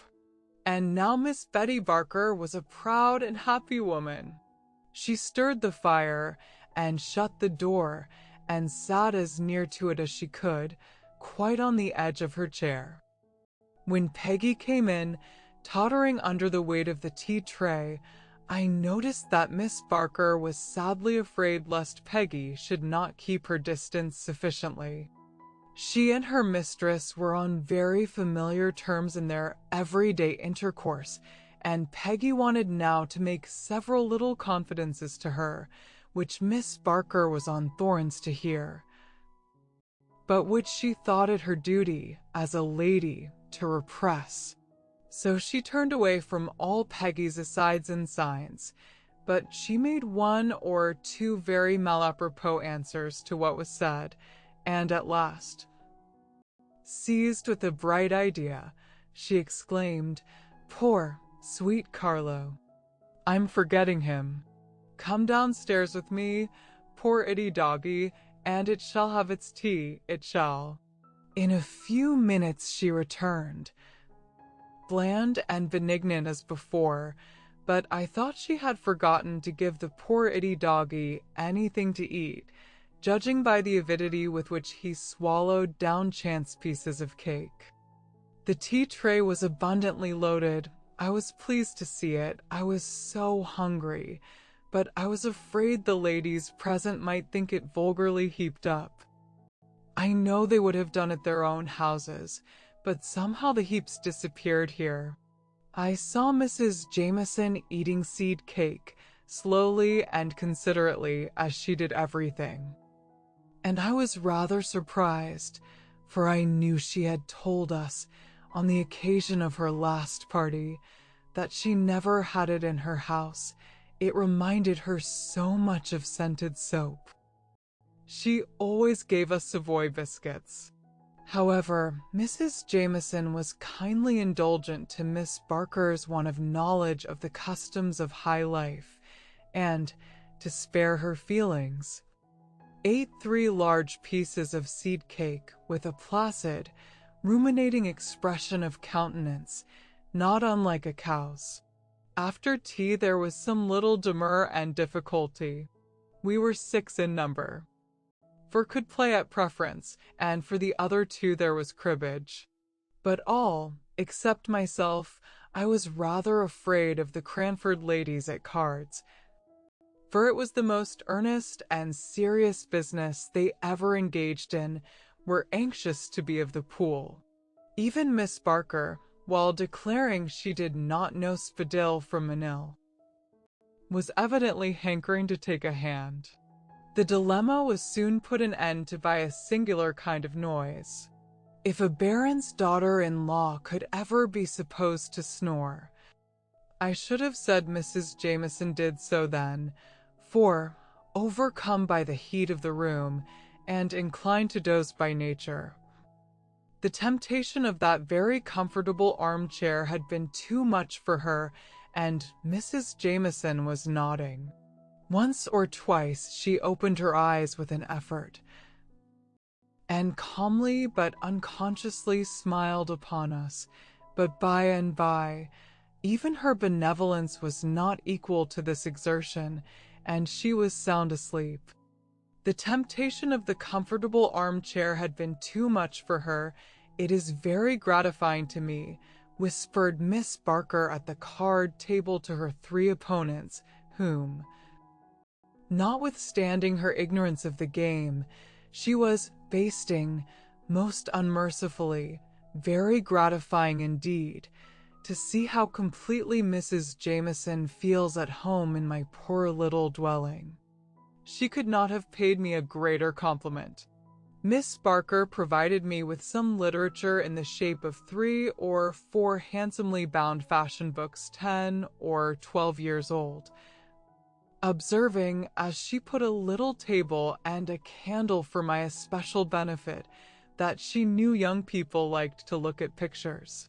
Carlo lay and snorted, and started at his mistress' feet. He, too, was quite at home. The card table was an animated scene to watch, 4 ladies' heads, with niddle-noddling caps, all nearly meeting over the middle of the table in their eagerness to whisper quick enough and loud enough, and every now and then came Miss Barker's "Hush, ladies, if you please, hush. Mrs. Jameson is asleep." It was very difficult to steer clear between Mrs. Forrester's deafness and Mrs. Jameson's sleepiness, but Miss Barker managed her arduous task well. She repeated the whisper to Mrs. Forrester, distorting her face considerably in order to show, by the motions of her lips, what was said, and then she smiled kindly all round at us, and murmured to herself, very gratifying indeed, "I wish my poor sister had been alive to see this day." Presently the door was thrown wide open. Carlo started to his feet with a loud snapping bark, and Mrs. Jameson awoke, or perhaps she had not been asleep, as she said almost directly. The room had been so light she had been glad to keep her eyes shut, but had been listening with great interest to all our amusing and agreeable conversation. Peggy came in once more, read with importance. Another tray. Oh, gentility, thought I. Can you endure this last shock? For Miss Barker had ordered. Nay, I doubt not, prepared, although she did say, "Why, Peggy, what have you brought us?" and looked pleasantly surprised at the unexpected pleasure. All sorts of good things for supper, scalloped oysters, potted lobsters, jelly, a dish called Little Cupids, which was in great favor with the Cranford ladies, although too expensive to be given, except on solemn and state occasions. Macaroons sopped in brandy, I should have called it, if I had not known its more refined and classical name. In short, we were evidently to be feasted with all that was sweetest and best, and we thought it better to submit graciously, even at the cost of our gentility, which never ate suppers in general, but which, like most non-supper eaters, was particularly hungry on all special occasions. Miss Barker, in her former sphere, had, I dare say, been made acquainted with the beverage they call cherry brandy. We none of us had ever seen such a thing, and rather shrank back when she proffered it us, just a little glass, ladies, after the oysters and lobsters, you know. Shellfish are sometimes thought not very wholesome. We all shook our heads like female mandarins, but at last, Mrs. Jameson suffered herself to be persuaded, and we followed her lead. It was not exactly unpalatable, though so hot and so strong that we thought ourselves bound to give evidence that we were not accustomed to such things by coughing terribly, almost as strangely as Miss Barker had done before we were admitted by Peggy. "It's very strong," said Miss Pole, as she put down her empty glass. "I do believe there's spirit in it." "Only a little drop, just necessary to make it keep," said Miss Barker. "You know we put brandy pepper over our preserves to make them keep. I often feel tipsy myself from eating damson tart." I question whether damson tart would have opened Mrs. Jameson's heart as the cherry brandy did, but she told us of a coming event, respecting which she had been quite silent till that moment. "My sister-in-law, Lady Glenmire, is coming to stay with me." There was a chorus of "indeed," and then a pause. Each one rapidly reviewed her wardrobe as to its fitness to appear in the presence of a baron's widow, for, of course, a series of small festivals were always held in Cranford on the arrival of a visitor at any of our friends' houses. We felt very pleasantly excited on the present occasion. Not long after this the maids and the lanterns were announced. Mrs. Jameson had the sedan chair, which had squeezed itself into Miss Barker's narrow lobby with some difficulty, and most literally stopped the way. It required some skillful maneuvering on the part of the old chairman, shoemakers by day. But when summoned to carry the sedan dressed up in a strange old livery, long great coats with small capes, coeval with the sedan, and similar to the dress of the class in Hogarth's pictures, to edge and back and try at it again, and finally to succeed in carrying their burden out of Miss Barker's front door. Then we heard their quick pit-a-pat along the quiet little street as we put on our calashes and pinned up our gowns, Miss Barker hovering about us with offers of help, which, if she had not remembered her former occupation and wished us to forget it, would have been much more pressing. Chapter 8. Your Ladyship. Early the next morning, directly after 12, Miss Pole made her appearance at Miss Matta's. Some very trifling piece of business was alleged as a reason for the call, but there was evidently something behind. At last out it came. "By the way, you'll think him strangely ignorant, but do you really know, I am puzzled how we ought to address Lady Glenmire. Do you say, your ladyship, where you would say, you to a common person? I have been puzzling all morning, and are we to say my lady instead of ma'am? Now you knew Lady Arley. Will you kindly tell me the most correct way of speaking to the peerage?" Poor Miss Matty. She took off her spectacles and she put them on again, but how Lady Arley was addressed she could not remember. "It is so long ago," she said. "Dear, dear, how stupid I am. I don't think I ever saw her more than twice. I know we used to call Sir Peter, but he came much oftener to see us than Lady Arley did. Deborah would have known in a minute. My lady, your ladyship. It sounds very strange, and as if it was not natural. I never thought of it before, but now you have named it, I am all in a puzzle.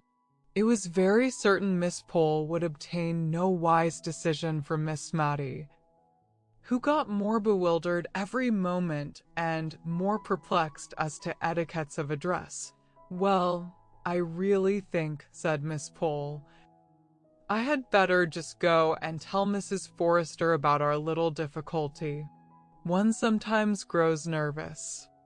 And yet one would not have Lady Glenmire think we were quite ignorant of the etiquettes of high life in Cranford. And will you just step in here, dear Miss Pole, as you come back, please, and tell me what you decide upon? Whatever you and Mrs. Forrester fix upon will be quite right, I'm sure. Lady Arley, Sir Peter, said Miss Matty to herself, trying to recall the old forms of words. Who is Lady Glenmire? Asked I. Oh, she's the widow of Mr. Jameson. That's Mrs. Jameson's late husband, you know, widow of his eldest brother. Mrs. Jameson was a Miss Walker, daughter of Governor Walker. Your ladyship. My dear, if they fix on that way of speaking, you must just let me practice a little on you first. For I shall feel so foolish and hot saying it the first time to Lady Glenmire. It was really a relief to Miss Matty when Mrs. Jameson came on a very unpolite errand. I notice that apathetic people have more quiet impertinence than others, and Mrs. Jameson came now to insinuate pretty plainly that she did not particularly wish that the Cranford ladies should call upon her sister-in-law. I can hardly say how she made this clear, for I grew very indignant and warm, while with slow deliberation she was explaining her wishes to Miss Matty, who, a true lady herself, could hardly understand the feeling which made Mrs. Jameson wish to appear to her noble sister-in-law as if she only visited county families. Miss Matty remained puzzled and perplexed long after I had found out the object of Mrs. Jameson's visit.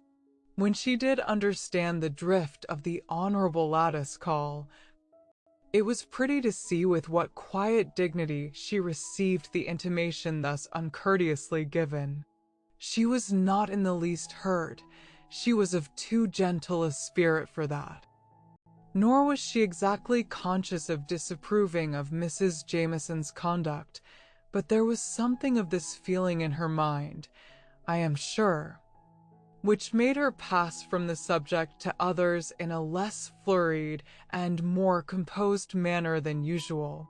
Mrs. Jameson was, indeed, the more flurried of the two, and I could see she was glad to take her leave.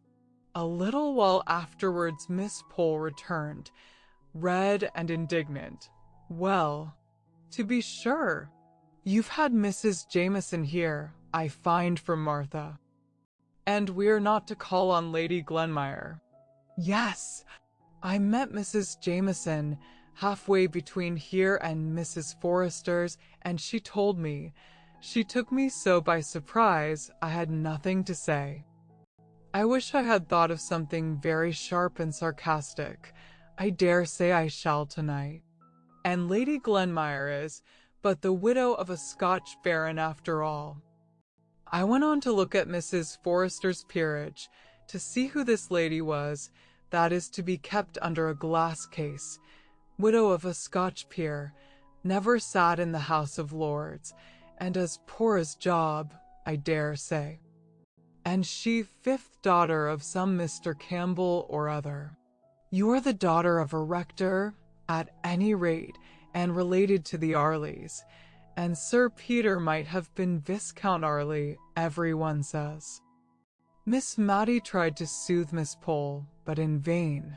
That lady, usually so kind and good-humoured, was now in a full flow of anger, and I went and ordered a cap this morning, to be quite ready, said she at last, letting out the secret which gave sting to Mrs. Jameson's intimation.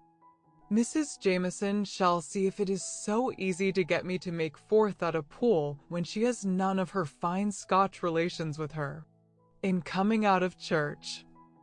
The first Sunday on which Lady Glenmire appeared in Cranford, we sedulously talked together, and turned our backs on Mrs. Jameson and her guest. If we might not call on her, we would not even look at her, though we were dying with curiosity to know what she was like. We had the comfort of questioning Martha in the afternoon. Martha did not belong to a sphere of society whose observation could be an implied compliment to Lady Glenmire, and Martha had made good use of her eyes. Well, ma'am. Is it the little lady with Mrs. Jameson, you mean? I thought you would like more to know how young Mrs. Smith was dressed, her being a bride. Mrs. Smith was the butcher's wife, Miss Pole said. Good gracious me! As if we cared about a Mrs. Smith, but was silent as Martha resumed her speech.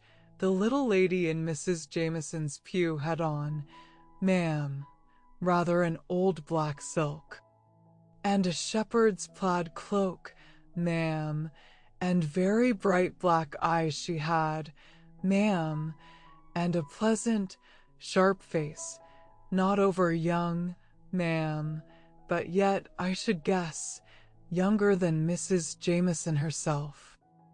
She looked up and down the church like a bird, and nipped up her petticoats when she came out, as quick and sharp as ever I see. I'll tell you what, ma'am, she's more like Mrs. Deacon. At the coach and horses, nor anyone. Hush, Martha, said Miss Matty. That's not respectful. Isn't it, ma'am? I beg pardon, I'm sure, but Jemhern said so as well. He said she was just such a sharp, stirring sort of a body lady, said Miss Pole. Lady, as Mrs. Deacon. Another Sunday passed away, and we still averted our eyes from Mrs. Jameson and her guest, and made remarks to ourselves that we thought were very severe, almost too much so. Miss Matty was evidently uneasy at our sarcastic manner of speaking. Perhaps by this time Lady Glenmire had found out that Mrs. Jameson's was not the gayest, liveliest house in the world. Perhaps Mrs. Jameson had found out that most of the county families were in London, and that those who remained in the country were not so alive as they might have been to the circumstance of Lady Glenmire being in their neighborhood. Great events spring out of small causes, so I will not pretend to say what induced Mrs. Jameson to alter her determination of excluding the Cranford ladies, and send notes of invitation all round for a small party on the following Tuesday. Mr. Mulliner himself brought them round. He would always ignore the fact of there being a back door to any house, and gave a louder rat-tat than his mistress, Mrs. Jameson. He had 3 little notes, which he carried in a large basket, in order to impress his mistress with an idea of their great weight, though they might easily have gone into his waistcoat pocket. Miss Matty and I quietly decided that we would have a previous engagement at home. It was the evening on which Miss Matty usually made candle lighters of all the notes and letters of the week, for on Mondays her accounts were always made straight. Not a penny owing from the week before, so, by a natural arrangement, making candle lighters fell upon a Tuesday evening, and gave us a legitimate excuse for declining Mrs. Jameson's invitation. But before our answer was written, in came Miss Pole, with an open note in her hand. So she said, "Ah, I see you have got your note too. Better late than never." I could have told my Lady Glenmire she would be glad enough of our society before a fortnight was over. "Yes," said Miss Matty. were asked for Tuesday evening. And perhaps you would just kindly bring your work across and drink tea with us that night. It is my usual regular time for looking over the last week's bills and notes and letters and making candle lighters of them. But that does not seem quite reason enough for saying I have a previous engagement at home, though I meant to make it do. Now, if you would come, my conscience would be quite at ease. And luckily the note is not written yet. I saw Miss Pole's countenance change while Miss Maddie was speaking. Don't you mean to go then? Asked she. Oh no, said Miss Maddie quietly. You don't either, I suppose? I don't know, replied Miss Pole. Yes, I think I do, said she, rather briskly, and on seeing Miss Maddie look surprised, she added, you see. One would not like Mrs. Jameson to think that anything she could do, or say, was of consequence enough to give offense. It would be a kind of letting down of ourselves that I, for one, should not like. It would be too flattering to Mrs. Jameson if we allowed her to suppose that what she had said affected us a week, nay 10 days afterwards. Well, I suppose it is wrong to be hurt and annoyed so long about anything, and perhaps, after all, she did not mean to vex us. But I must say, I could not have brought myself to say the things Mrs. Jameson did about our not calling. I really don't think I shall go. Oh, come. Miss Maddie, you must go. You know our friend Mrs. Jameson is much more phlegmatic than most people, and does not enter into the little delicacies of feeling which you possess in so remarkable a degree. I thought you possessed them, too, that day Mrs. Jameson called to tell us not to go, said Miss Maddie innocently. But Miss Pole, in addition to her delicacies of feeling, possessed a very smart cap, which she was anxious to show to an admiring world, and so she seemed to forget all her angry words uttered not a fortnight before, and to be ready to act on what she called the great Christian principle of forgive and forget. And she lectured dear Miss Maddie so long on this head that she absolutely ended by assuring her it was her duty, as a deceased rector's daughter, to buy a new cap and go to the party at Mrs. Jameson's. So we were most happy to accept, instead of regretting that we were obliged to decline. Mr. Mulliner, the expenditure on dress in Cranford was principally in that one article referred to.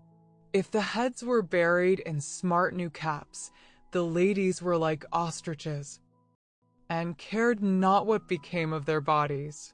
Old gowns, white and venerable collars, any number of brooches, up and down and everywhere, some with dogs' eyes painted in them, some that were like small picture frames with mausoleums and weeping willows neatly executed in hair inside, some, again, with miniatures of ladies and gentlemen sweetly smiling out of a nest of stiff muslin, old brooches for a permanent ornament, and new caps to suit the fashion of the day.